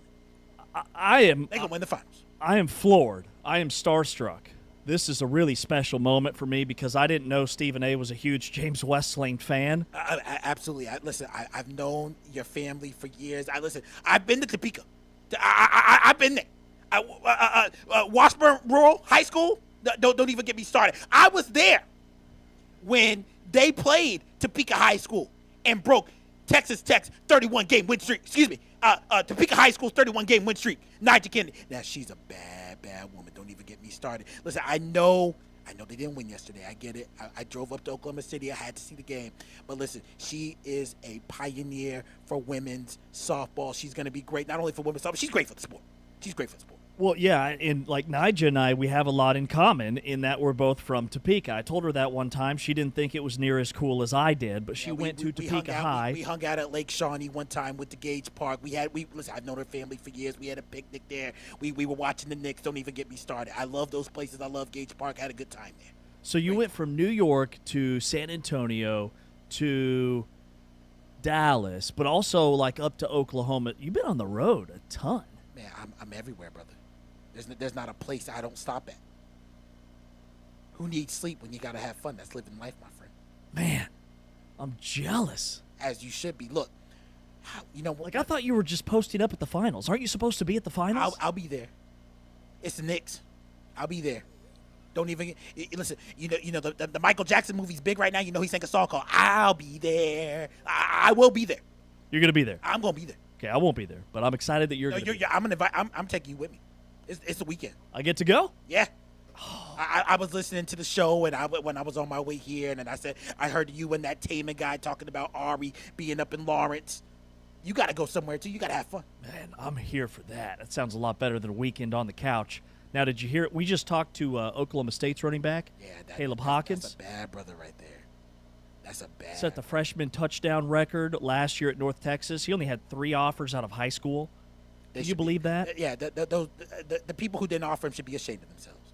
They should. That's absolutely atrocious, ridiculous, stupid. I don't get it. Well, that's a lot of people. Yeah, it should. Look, he went to North Texas, made a bunch of accomplishments, and now he's going to Oklahoma State with Drew Mestermaker. He's going to Oklahoma State with his head coach, Eric Morris. Listen, this is a man who I think is going to be up there. He just said his mindset. He likes Marshawn Lynch. He likes Le'Veon Bell. I'm a Pittsburgh Steelers fan. Le'Veon, I know everything didn't work out, but he was a bad brother when he played there. Listen, this brother, Caleb Hawkins, he's going to be there. He's that guy. He's going to be where, in Pittsburgh? I don't know if he's going to be in Pittsburgh. I'm saying while he's at Oklahoma State, he is going to dominate. Listen, I don't know how more articulate I can bring it to you. This is a man who is the stud. He is a star. He is a bad brother. I will keep it like that. Yeah, he is a bad man. But he's really good at football. He's a baller. So really excited about what Oklahoma State has brewing. Our breakdown of them you can hear on demand wherever you get your podcasts. So Nija and I, we didn't really hang out. How's her family? Like, I would love to be a fly on the wall during those conversations. Listen, so you're super tight with the Kennedy family? I'll put it like this. Have you ever been to the Wheelbarrow? Have I used a wheelbarrow? No. It's a place. Have you ever been to in Topeka, Kansas? Yeah, in Topeka, Kansas. Have you been to the I'm Pennant? a junior blue. Have you been to the Pennant? Yeah. Oh yeah. Yeah. The Blind Tiger, I've been everywhere. Listen, in Topeka. I was at the Pennant with Nigel's family. We had a good time. I ordered a burger. Listen, they told me, I got to watch my cholesterol and everything, but I told them, I said, I'm on the road a lot. I got to have something good to eat, especially when I'm in Topeka, Kansas. And they told me that the Pennant is the place to go. And I've watched her. I've watched her career. She's going to do awesome in the athletic, United Athletic Softball League. Listen, Jerry Glasgow said it perfectly. You have people who are literally watching the game because of her. When I think of her, think about what Caitlin Clark did for the WNBA. Ooh, yeah. Think about how people have literally changed the game. Nigel Kennedy is doing that. And I thought last night when she mentioned, it's not all about a championship. It's not, because when people look back at her career, they are going to say, I want to be like her. Back in the 90s, we had this thing, like Mike, I want to be like Mike. See, I want to be like Nigel. Because, listen, she's a bad sister. She's really good at what she does. And I have no doubt, that she is going to be a Hall of Famer. No doubt. Hall of Fame softball player? Hall of Fame softball player. Collegiate, professionally? Everything. Collegiate, professionally. Heck, they might even make a statue for her. Stephen A., I gotta say, I was trying to find the parallel. I'm like, what she is doing for the sport, what she has done for Texas Tech, but more so for the sport. I'm like, what's the comp? I'm missing somebody, and it just hit me. The light bulb just went off. It's Caitlin Clark. She is to softball what Caitlin Clark was for women's basketball collegiately. The numbers show it. There were more people who were watching softball in this postseason that we've seen in years, ever, in years. And she did that. We weren't watching Texas. We were watching Niger. Listen, the Longhorns won, whatever, respect, whatever. But we didn't care about that. Caitlin Clark never won a championship, but she made her impact. Yeah. Niger's doing the same thing. Man, that's well played. All right, Texas Tech and Texas. Now there's been a lot going on. Mm-hmm. I've heard. When I was down in San Antonio, all them so-called Longhorn fans, they kind of remind me of Cowboy fans, getting on my doggone nerves, acting like they own everything. I heard Steve Sarkisian talking about, Texas Tech are 2s and 3s. Brother, you were in the Big 12. You didn't win. Texas Tech won. I'm just throwing it out there. 60-61, Stephen A. That was the record for Texas football in Big 12 play since their championship. That's not good. No. So your team, Texas Tech? Wreck them. Didn't Patrick Mahomes go to Texas Tech? Yeah, he was there at the game last night. Yeah, he was. I saw him. So was Brittany Mahomes. Him and I were eating some popcorn. Man, they didn't look super happy to be there. Yeah, I mean, kind of weird. It's things happen. Even before the game. Things happen. The little. They're parents. You got young children. That's true. They were a little tired. It was first time out in a while. Patrick's been dealing with some knee recovery on his knee. He had to get out. They look tired. Yeah, that makes sense. So your team, Texas Tech, Patrick Mahomes, he was in the house. Nija, what else we got? I don't know if you know this, Stephen A., but Taman, he's been filling in for Ari this week. So he shows up to work today. He's rocking a Dez Bryant Cowboys jersey. Oh, not CD Lamb. Lord. Dez Bryant Cowboys. Oh, throwback. Lord. Dez Bryant, who got suspended in 2009 after 3 games. He only played 3 games in 2009 after maybe one of the best years we've ever seen in college football at the receiver position because he went out to dinner with Coach Prime. Now we've got kids making millions of dollars, NIL transfer portal. How does that happen, Stephen A.? Listen, I want to start off by saying, Dez Bryant, I consider a personal friend. Known him for a long time. Known his family. Stillwater, Oklahoma. He went there, Oklahoma State. And I also want to say I've known Coach Prime for a long time. Covered him. I think I love what he's done at Colorado. I know they're not playing well. I get that. Yeah, it's a big year for Coach Prime. It is a big year. But what he has done for the game of football, I will always respect him, both at the collegiate level and both at the professional level. But to your point, about Des Bryant being. I thought it was ridiculous then. I think it's ridiculous now because now everything's okay. The fact that we played listen, everybody talks about how college sports needs to be changed, right? They keep doing this thing in Congress and all this nonsense. Yeah, we've got bills. Yeah. Might actually have legs. We've got Nick Saban complaining about stuff. Meanwhile, his players are showing up to work or to practice when he's coaching and with Lambos. Yeah. Doesn't make any sense. It makes no sense whatsoever. And listen, when it comes to that suspension, number one, I thought it was ridiculous. Number two, Des Bryant he proved himself at Oklahoma State. He proved himself in the NFL. Number three, that Taman guy you're talking about, good Lord, he's a Cowboys fan. Please tell me it's an Oklahoma State Cowboys. No, it's the Dallas Cowboys. Oh, it's the most annoying thing on the planet. Shows up today in a Cowboys jersey. Luckily, he was wearing Des Bryant. I love me some Des. I guess I'll give him a pass because Des and I are friends. Last time at the Super Bowl last year, we hung out. The Super Bowl, we went out to eat before the game. You did? Yeah, we did. We had some. So you guys are tight. Yeah, we go way back. But yeah, he's showing up in this Cowboys jersey. It's like we're not here for that.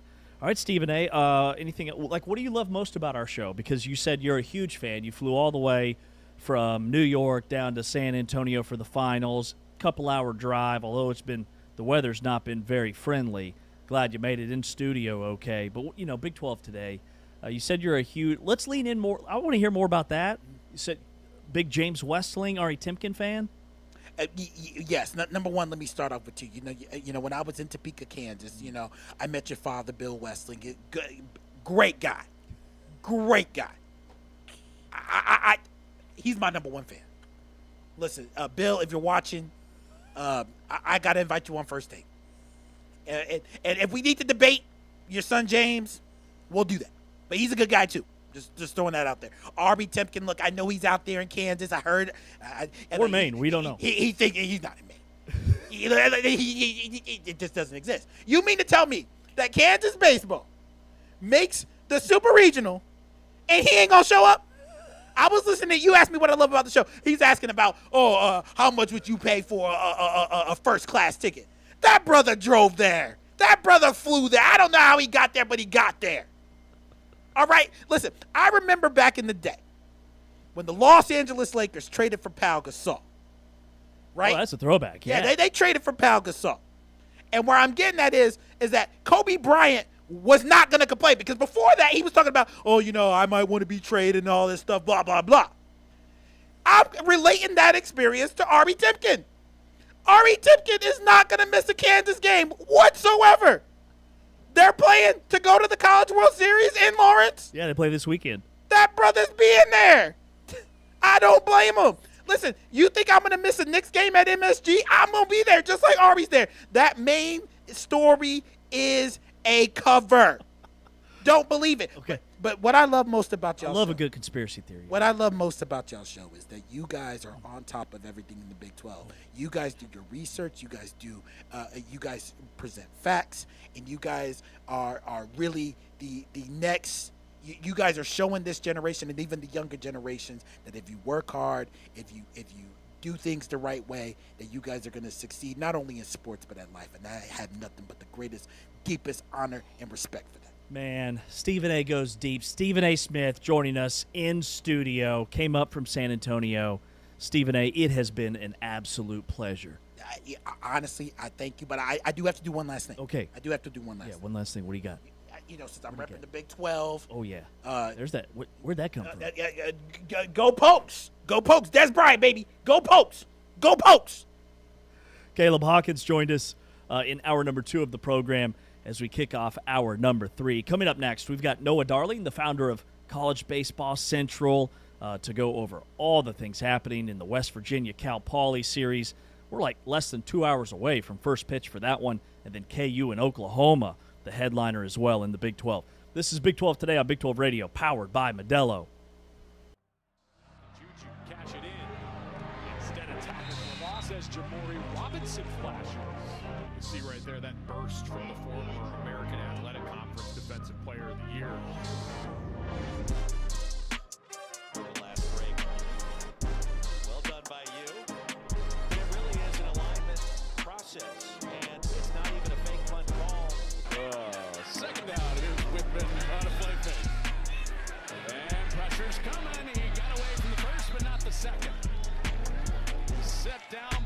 Larry McIntyre to bring up third down. Explosive runs. Their quarterback involved. Sims appeared to pounce on it as he coughed it up at the mesh point. Brett Perry, number 5 for West Virginia, up in the box. L.J. Martin, the ball's freshman game. Corey Robinson brings him down. Robinson was the defensive player of the year in the American Conference last year for UTSA.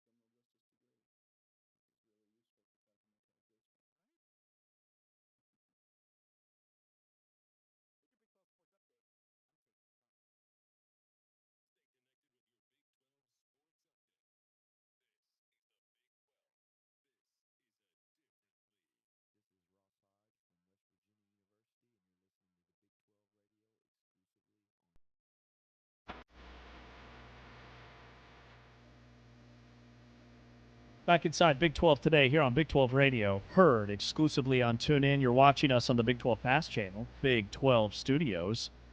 We welcome in Noah Darling, the founder of College Baseball Central. He lives in Omaha, the site of the College World Series. We've got super regionals this weekend with Kansas and West Virginia, 2 teams left in the Big 12. Noah, I want to lead with we were talking earlier about all the crazy stadium fan stuff going on in Morgantown and Lawrence. Have you ever seen anything like this before when it comes to the Big 12, and what could this mean, like not just for those 2 schools, but in terms of putting the Big 12 kind of on the map and like, hey, this is awesome kind of way? Yeah, you nailed it right there. It is awesome, and it's inherently Kansas and West Virginia. It's the way that those universities, those cultures, those fans operate every single day, and it's awesome to see it come together in baseball. I think you immediately think of the greatest maybe advertisement in the history of a baseball program that's been going around Twitter and wherever else in terms of West Virginia fans singing Country Roads. I've watched that maybe 50 times in the last couple days. And then Kansas fans the last few years have made not only headlines across the Big 12, but headlines national, and just the way that they're supporting the program. And they keep expanding the stadium. You see the regional when they bring in the backyard and they expand some seating down the lines, and you think, okay, this is about it. This is the ceiling.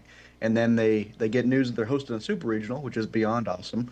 And they say, you know what, we're going to add even more seating. I don't know how they pulled it off, but I can't wait to see it this weekend. And the support of those fan bases is so awesome in every other sport. It's great to see it in baseball. Noah, is it safe to say that Kansas is a baseball school now? There's certainly some history to compete against, so I've been told. I guess there's a basketball program on campus that's been all right at times. I'm not really familiar with that. I am an Iowa State fan at my heart, so I actually would like to ignore the basketball program for the most part. But the last few weeks, it's certainly been a baseball school with the crowds that they've brought in really all year. But seeing the backyard lined up with lawn chairs and other things of that nature. And it's still basketball jerseys in the crowd, so they're still switching over to baseball mode maybe 100% of the time. But when Bill Self is at baseball games, that kind of says a lot. I don't see him at basketball games in the last 3 months. So what does that tell you? I don't know. I have to ask you this question because when we were in Kansas City for the Big 12 basketball tournament, I heard from Iowa State fans that Kansas City was Iowa State South. If Kansas makes the World Series and goes up to Omaha, will Omaha, since you live there, will that be Lawrence North? I hope so. I hope it is, because everybody knows about the Jello shot challenge, and I always say that the winner of that is actually the fan base who spends the least amount of money on a meaningless piece of Jello with alcohol in it. But I also have to mention West Virginia fans, because I know that I'm in a few group chats with them, and they're already talking about breaking that very Jello shot record that LSU fans set with something like 25,000. So they're excited to get out, and Kansas fans have a 3-hour drive to make. So I would certainly compel them to make it, because I know I've made that trip over the years a couple hundred times now, it feels like. So I would hope that they return the favor. It could be a pretty awesome scene in Omaha if we get either one of those schools in, and I certainly hope it's both. Noah Darling is our guest from the Flyover League, College Baseball Central, and you wrote, Noah, nearly 2,000 words on KU's victory over Arkansas. So in terms of X's and O's, what we'll see in the series between Kansas and Oklahoma, what stood out from KU taking down an SEC power in Arkansas, and how do they do it again? Well, when Dave Van Horn, after that Saturday win, which was the first of the 2 over Arkansas, says, yeah, Kansas outpitched us, that's not something I saw coming. From a Hunter Dietz Arkansas outing that included 14 strikeouts, his career high, he was completely nails against the Jayhawks. And then you turn around and you look at what the KU bullpen was able to do, not just Saturday, but all weekend long in support of Dom Vegley's great outing, Mason Cook's pretty good outing, and then Matisse Nayral's less than stellar outing, but again, picked up by the bullpen. So the way that they've been able to find roles in that bullpen with Ryan Ritter handing it off to Bodie Ray, and then you get an extended outing from a guy like Manning West was huge for them. That's what you need in the postseason. So that was really cool to see. If they can continue to pitch, I think that is going to weigh huge against the Oklahoma team, who can also pitch really well. And I think that Oklahoma's kind of like a diet West Virginia in my eyes. And we all know West Virginia gave Kansas a bunch of trouble earlier this year. So that's the worry I have, if there's one, heading into this matchup. Noah, I want to talk about the game that probably starts in about an hour and a half from now, and that's West Virginia and Cal Poly. They have some pretty good hitters named Gavin Kelly and Ryan Taman. What can we expect from both of those guys as these guys get ready to compete against one another? Well, it's going to be a fun one because it's the challenge of you have to ask yourself as a one seed, would you rather in a hypothetical super regional face a one seed who made it through their region, maybe without being challenged, or a really hot three seed, which is what West Virginia has to deal with right now. On paper, you say, wow, what a draw for West Virginia. But at the same time, this is one of the hotter teams in the country, in Cal Poly with one of the best catchers in the country to challenge Gavin Kelly. But I look at the West Virginia offense with other guys like Armani Guzman and Paul Schoenfeld and what he's been able to do the last really 6 weeks or so, both offensively and in center field. And then a guy like Brody Kresser just feels like he does everything really nicely. And a handful of other guys like Matthew Gravelin who have played baseball just forever, and Sean Smith as well. I just think they're eventually going to overwhelm Cal Poly, but we just saw Cal Poly win a regional. And UCLA was in that regional, but Cal Poly didn't have to play UCLA. Maybe that's a detriment against them. Maybe that was just a benefit of St. Mary's taking care of business. But I tend to believe that West Virginia is a little bit more battle tested and more talented. And in terms of that advantage, I kind of had to lean with the Mountaineers. But that noon start is different. I think we all wanted an evening start in Morgantown just to see that fan base riled up. But the flip side of that, you win your first two games in this super regional, whether it's Cal Poly or West Virginia, and you're going to be the first team to punch your ticket to Omaha, and that's an advantage as well. Noah, do you think was either school, KU or West Virginia, like I know what the RPI numbers say, but were they underseeded? They were absolutely underseeded. I remember watching the selection show and seeing. I'm not very good with foresight, so I'm not sitting there, checking names off the list and thinking, okay, here's who's left. But when we get down to Mississippi State at 14, all of a sudden it hits me. Wait a minute. We know that Kansas and West Virginia are hosting. This means that they're 15 and 16, and with that, it also meant TCU was out even before the end of the show. But either way, I was immediately perturbed by that because I thought Mississippi State was going to be the worst host at 16, and then I thought maybe Kansas would be around 12 and West Virginia around 14. The flip side is it seems like the committee knew what they were doing because it appears to have worked out for KU and West Virginia, who now get to both host super regionals against a 2 seed and a 3 seed. But at the same time, you can't count your chickens before they're hatched. Couple challenges remain to get to the finish line. Noah, what do you expect to see from Chanson Cole and Max Yale? With Chanson Cole, he's a guy that has thrown a ton of innings at the D2 level, and I think he had over 100 strikeouts last year, so there was a lot of anticipation when he was moving up. I'm interested to see him in the Friday role because I just saw a stat that he throws 7 total pitches, which is an insane number for a collegiate pitcher, even a professional pitcher. But he throws a lot of sinkers, and Cal Poly hits the sinker really well.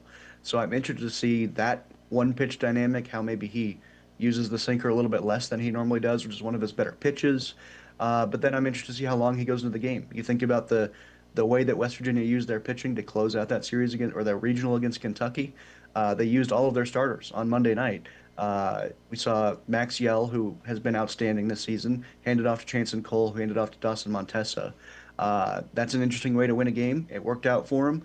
Ian Korn was in the mix as well on Monday night. I'm interested to see how it all translates. And with Max Yale, I would anticipate him going tomorrow, win or lose, for the Mountaineers. And that's a guy that, from my understanding, he's the kind of guy who will walk up to Steve Saban and say, give me the ball. I want the ball. I'm going to win us this game. Don't take me out. The kind of guy you want in the postseason. Yeah, totally. Noah Darling's with us here on Big 12 Today on Big 12 Radio.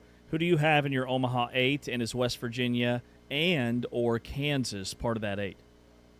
They are absolutely a part of that 8. I've got West Virginia and Kansas getting it done, and I think KU is going to come down to Game 3. That's just a compliment to Oklahoma's pitching, but I think West Virginia gets it done in 2.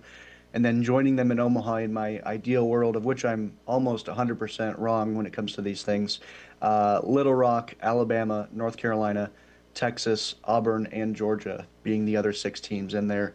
And my main priority is getting those 2 Big 12 teams in because that's huge for this league. After they got no host last year, just 1 team in Omaha last year, which is still a good number to have for the Big 12, but it's nice to get some respect, and this is how you keep getting it. Noah, you said you had Kansas, both Kansas and West Virginia in the 8. I have to ask about Kansas. Can you see them winning it all?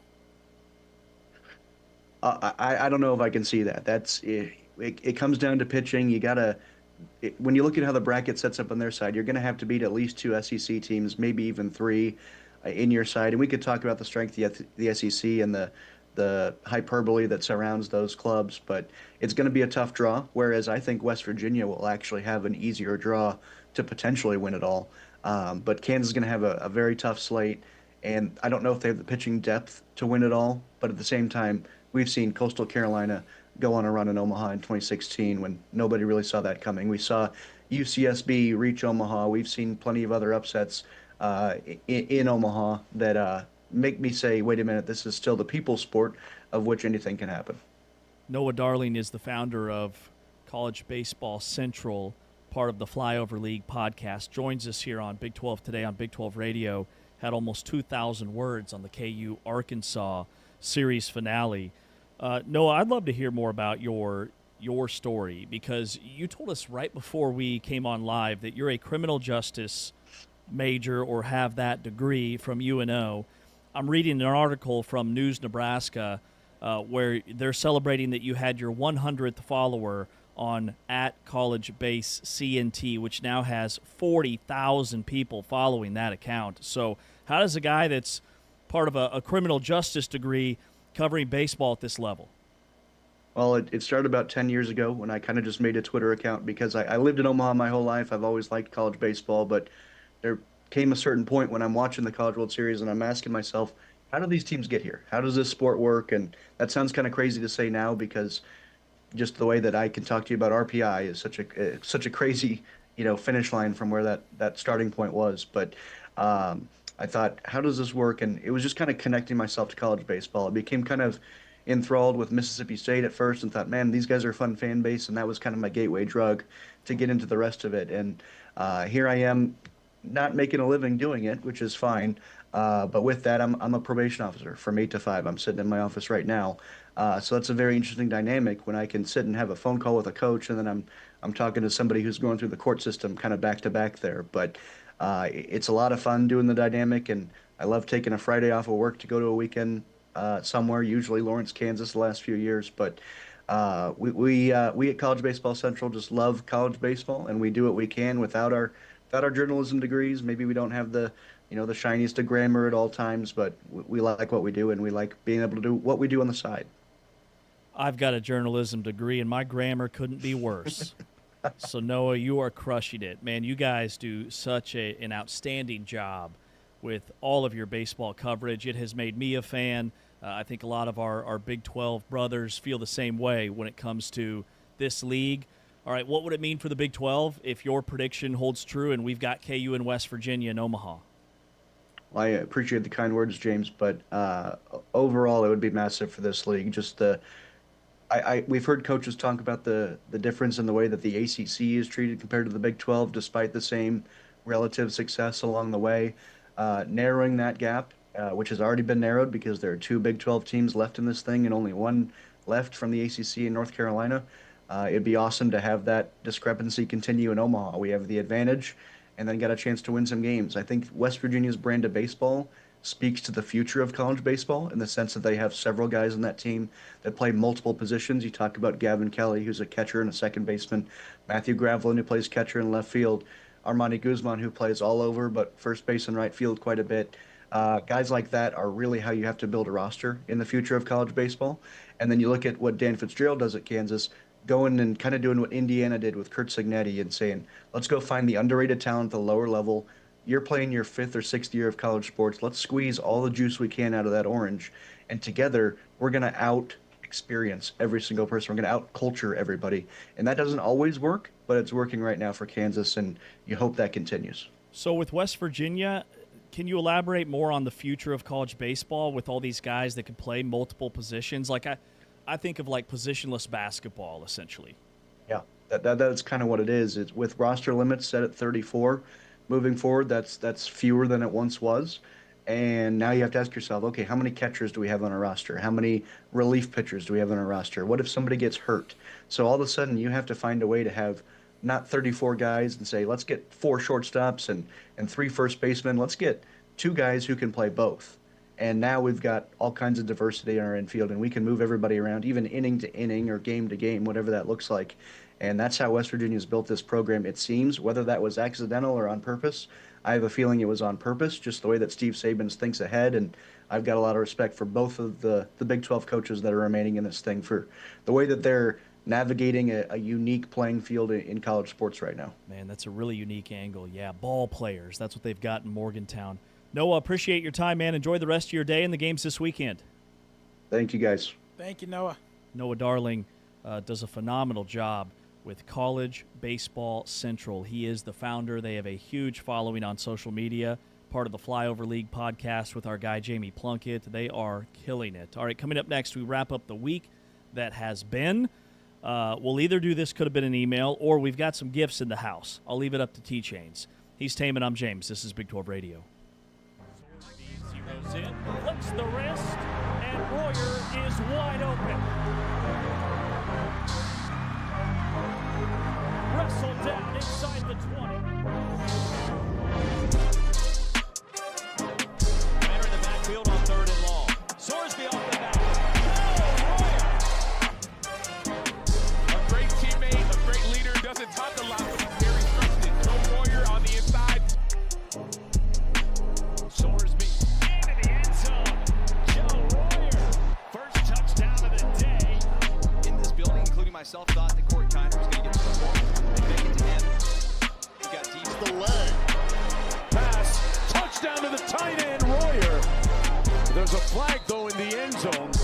It's clearly offside because you got a guy running on the field. They made a play the entire play with 12. Get off the field.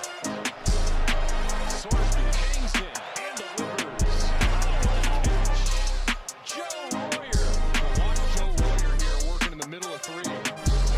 Just goes up, sees the quarterback in trouble. Defender falls down, but nice job going up, making the play. Taylor Davis. Open in the flat, Sorsby the other way. Passes caught Joe Royer to the end zone. And a hop, skip, and a jump.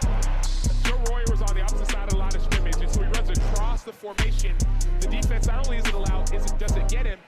Through 6 weeks of the season, and Baker Mayfield playing MVP. Here's Joe Royer who breaks the tackle. Joe Royer, touchdown. Royer, all he does is turn around, sit, show hands, and then he makes one guy miss and land in Cleveland, and he races to the end zone for the touchdown.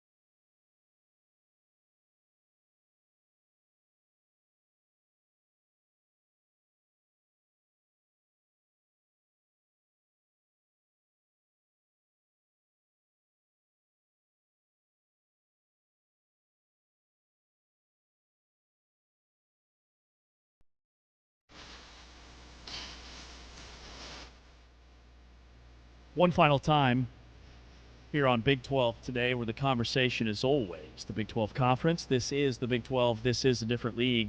The Big 12 Power Hour later today at 2 Eastern, 1 o'clock Central Time will be a plethora of Oklahoma State Cowboys with Caleb Hawkins, the star running back. He joined us earlier today. Drew Mestamaker, the Oklahoma State quarterback.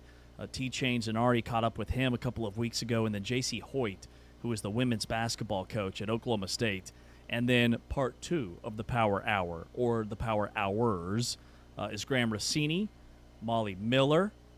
Rossini, the AD at Arizona State. It's the Arizona State Hour with women's basketball coach Molly Miller, men's basketball coach Randy Bennett, and then Kenny Dillingham, the football coach. That's at 3 Eastern, 2 o'clock Central Time. And then at 4 o'clock Eastern, 3 o'clock Central here on Big 12 Radio, the Road to Arlington series. Today, we broke down the Houston Cougars, went through their schedule, trap games, one player they cannot lose, their hidden strength. We had some stats that have flown under the radar, our biggest question marks. So each and every Friday, we do This Could Have Been an Email. Talk about the biggest stories from the week that were overhyped.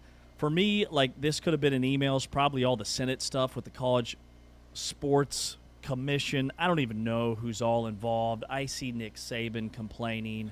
I see Senator Cruz in the conversation. I see that the Big 12, all 16 schools have signed that, hey, we've actually signed the contract that we agreed to like a normal human does. But the other leagues, the SEC and the Big 10, they're not having it yet. But maybe this has legs. I don't know. I'll get more interested in that when it gets to a point where, hey, this could actually happen. So that's probably my number one story. But also, it's been a big day. It has been a big day. I have to say one thing to your the SCORE Act, I think it's called. Yeah. Yeah, I 100% agree with you. It's like, I listen, I understand, we all know the answer to fixing college sports. It's collective bargaining. Mm-hmm. But I feel like they're making this so much more difficult than it needs to be. So dumb. Just when you have something, let us know. Outside of, it'll pass the House. Even though it'll pass the House, it's not really going to do anything. Or an executive order was signed, but it's just more for formal show. Okay, yeah, that totally could have been an email. Anytime I see anything tweeted by the president, the one who oversees this lovely United States of America, and there's all caps involved, I just immediately check out. For me, it's, I know you talk about this a lot with your kids, these terminologies. TLDR, you know what that means, right? Too long, don't read. Exactly. Or didn't read. Yeah, sometimes when the president will tweet something that's in caps, but it's really long, you lost my interest by about the third word. I'm sorry. Yeah. Just throwing that out there. Yeah, that's well said. Okay, T-Chains, he's Taman Turner. I'm James Westling, wrapping up the show. Ari will rejoin us, I think, on Tuesday for Big 12 today. So the two of us will be back on Monday, but probably our number one, this could have been an email. We've got some unboxing to do because our friends at Rally House, they have gifted us. TBD, remains to be seen. We don't know what's in these boxes. Got an email last night. Hey, we dropped off some boxes. I'm personally very excited about this. I think this will be a lot of fun. We have no idea what's in these boxes. Haven't looked. There's 4 or 5 of them. Yeah. So this is a big viral sensation right now, just unboxing things. I can't believe we're doing this. It's time. I'm pumped. I'm a little nervous. I mean, you're out with the old, you're in with the new, and this is very true. much in with the new. Okay. My kids are glued to these unboxing videos. There's an 11-year-old somewhere screaming at us that we're doing it wrong, but let's go for it. You've got the box. I got the box. Okay. All right. Taman is on the clock. Oh, gosh. And the pick is in. It appears to be bagged.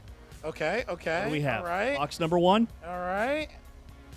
How would you describe it? It looks like a women's basketball. Is that a towel? It looks like one.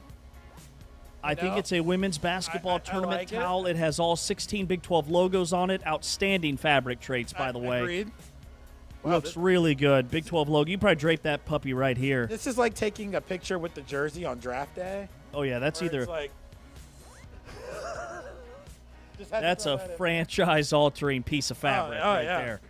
All right, Big 12 women's basketball tournament towel. I think this is a towel. Feels towel-esque. No, this feels. Now, this thing's in bubble wrap. This is unboxing. Okay. This is unboxing the boxing. This second box that was already in the initial box is wrapped in bubble wrap. Oh, tremendous, huge upside. Oh, you're gonna love this. Huge upside for this pick. James is gonna love this. Actually, you know what, James, I'm putting this to you. What is this? You gotta look at it. Okay. You're gonna love it. I've got the card. Mascot bobble. But look who it is. No, it's not. Look who it's it not. is. It's the K-State Wildcat Oh! head, human body from the neck down. Mascot bobble. Willie the Wildcat head. Willie the Wildcat. Let's go. This is official. We got too much foam in here, though. I can't get it out. This is incredible. The moment is here. We're unboxing the unboxing. It's Willie the Wildcat. Oh. Incredible. Oh, my Lord. Show it so Anthony can zoom in and... Anthony, there it is. It's Willie the Wildcat. The Whoa. The crowd loves the pick. I love it. He's wearing number 0. Willie the Wildcat is wearing number 0. He's going to be a hero. This is a sleeper pick. I agree. This guy was not on the board. No. Quite unexpected. Okay, what else we got? Let's see. How many more items are in that initial box? Quite a few. Quite a few. This is a basketball. Oh, this studio's getting a major upgrade. Makeover. Culture-changing upgrade. Makeover. Big 12. What is it? Big 12 basketball. It's a mini basketball, so Taman with his baby-like hands can actually palm it. Oh, I'm Jordan. Throwing it down. Let me see that I'm bad. AJ DeBonsa. Wow. I'm Darren Peterson. That looks good. Big 12 basketball tournament insignia on it. We should all sign it. We should totally sign it. should. Anthony can sign it. Maybe get some players and some coaches to sign it. Totally. That's an autograph ball. That's what that is. There's a lot of white space on this ball, but another outstanding pick. We're 3 for 3. A-plus I'm draft. loving this. Is incredible. A-plus draft. Our friends at Rally House. Our next There's one. more? But wait, there's more. We have a pennant. We have a pennant. That there. Big 12 women's basketball in Kansas City. That is a flag if I've ever seen one. Boom, boom, boom, boom, boom. It's boom, got all boom. 16 Big 12 logos on it. You say pin it. Well, I mean, for the It record, actually says pennant on it. Say pennant. It says pin it. Pennant. That's a day one starter. Yeah. That's a day one starter right there. That's a plug and play. This is a great draft. That's a plug and play. We totally won this draft. Okay. Anything else? I think there's some little boxes over there too. I threw a couple more. We've got like 16 boxes to go through, but we'll just do 2. I gotta Feel open the this tension. one. You can feel the tension. Yeah, this is a lot of pressure. Fans are on the edge of their seats. This is my pressure point, man. You guys. Oh, he's got to get the keychain. T-Chains has got the keychains. T-Chains has the keychains out. Let's see what we got. He's unboxing with. Oh! Country Road! Let's go! Take me home right Take me now. home! Cover me with a blanket. I'll see you on Monday. I'm good to go! It's a West Virginia squishy, very comfortable looking pillow, I would say. It's a football pillow. It's got the West Virginia logo on it. It looks soft. Here we go. Let me see that bad boy. Oh, man. This could alter the trajectory of the Big 12 Studios franchise. Look at this thing. It's pretty great. Oh, my God. This is amazing. Okay, so far we've unboxed how many items? 1, 2, 3, 4, 5. 5 items. 5 items. Yeah. Is that it? I think from Is this batch. I know there's more boxes, but from this batch, yeah. Oh, man. Huge upside. Just the locker room presence from that unboxing. Now I feel like we have the home court advantage. Like, no studio can outmatch us once we're done with this. We've got the rescue cooling rental AC unit in here. It's not how sweet. Yes. You got big plans for the weekend? You know what? No. Other than watching West Virginia and Cal Poly here in like an hour and 8 minutes? Hour and now 7 minutes. Okay. I had to do that. All right. No, actually, I'm actually glad. So, no, I don't have any big plans. And my wife and I were actually talking about this last night. Our plans, we have plans next weekend and the following weekend. So this is like our bye week. Oh. Yeah. So we're getting ready. We don't want these next. So next week we're going to a graduation. The week after that we're going to Austin, and the week after that's our anniversary. Oh man! So, like, which one of those 3 events is the trap game? That's a 3-game swing schedule. Yeah. That's your 3-game swing. It's tough. We got to get through it. This is the trap game this weekend. The bye week? The bye week. Yeah, we can't mess it up. I mean, it's not even a bye. Just can't mess it up. Can't mess it up. Listen, on bye weeks, you don't always win, but you can certainly lose. And we're not going to lose on the bye week. Preach. That's it. How about you? We've got stuff going on. I'm just not really in the loop on all of it yet, but we'll figure it out. My daughter's hanging with us, so we've been really rolling out the red carpet. Like I said, took her to the mall. I'm passing like other dads, like prisoners, handing back and forth like messages. Just kind of give the nod, like, hey, because your hands are full of bags, looking for appropriate seating for 2 hours. But we got through it. Then we went out to eat. I believe the Gen Zers, they call that plate flexing. We did a little, menu maxing. Yeah, we did it. But also, I got to ask you this. Not sure if you saw this little. So, how much Claude is too much Claude? Claude is the ultimate research tool. It has replaced Google for me for just searching anything. But my wife is a little bit concerned. She thinks I'm having an affair with Claude. Oh, boy. How much Claude is too much Claude? Because every time she sees me, I'm on my phone, I'm talking to Claude. Claude's my AI assistant. I'm building bots. I'm building, like, prep tools. I've got all the things, Taman. I'm basically iRobot, okay? I'm doing all of it. Oh, boy. So, apparently in New York City, which you're from that area. I used to live in New York. And this is a real thing. This is all I know about it. This is just hearsay. But I was told that in New York, there's a restaurant for people that are essentially in a relationship with their AI assistant. Whether that's Microsoft Copilot or Claude or ChatGPT or whatever. And there's a restaurant that is specifically for those people, where you walk into the restaurant and they seat you with your digital assistant, which is either like, I'm imagining a phone or an iPad or maybe a laptop, a PC. Maybe it's the new AI Claude robot. Maybe it's a humanoid. I don't know. Yeah. But a restaurant tailor-made for people in relationships with their AI to go and have dinner and a date night with their artificial intelligence. Is that a problem in America? Yeah, you're proof of that because you're going to go.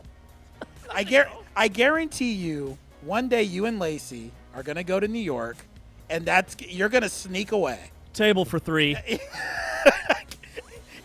And this, Lacey, I'm sorry, but the third member of our crew, they'll be joining us in a moment. Yeah.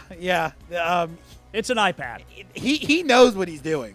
He didn't find this by accident. It's wild, man. It's wild. It is a slippery slope, and I'm very concerned for the generation that comes after us. Yeah, I am too. Not only just because of AI and Claude, but you tell me all the time about how your daughter uses terms and slang that you don't understand. Oh yeah. Now my son is about 10 years away from that. Mm-hmm. And I feel like who knows what they'll be saying then. Exactly. I feel like I already don't know, so I'm going to be totally lost. We might not even be using words a decade from now. What was the one thing that you said that's laying in bed, just doing nothing? Oh, bed rotting. Yeah, I was telling my wife about that, and I couldn't remember the term. Yeah. But I'm going to use that this weekend. And you think it'll bye week? I'm bed rotting. We used to just call that laying around. Yeah. No, it's bed rotting. Bed rotting. Apparently. All right, Taman, good stuff today. That is Taman Turner. I'm James Westling. For our video producer, Anthony Smith, will rejoin you on Monday, 8A to 11A. Special thanks to Caleb Hawkins, the Oklahoma State running back, who joined us in hour number 2. You can hear a replay of that interview during our Big 12 Power Hour at 2 o'clock Eastern, 1 o'clock Central Time. Enjoy the games this weekend. KU, West Virginia, Super Regionals baseball is ahead. West Virginia, first pitch in less than an hour. He's T. Chains. I'm James. We'll talk to you on Monday.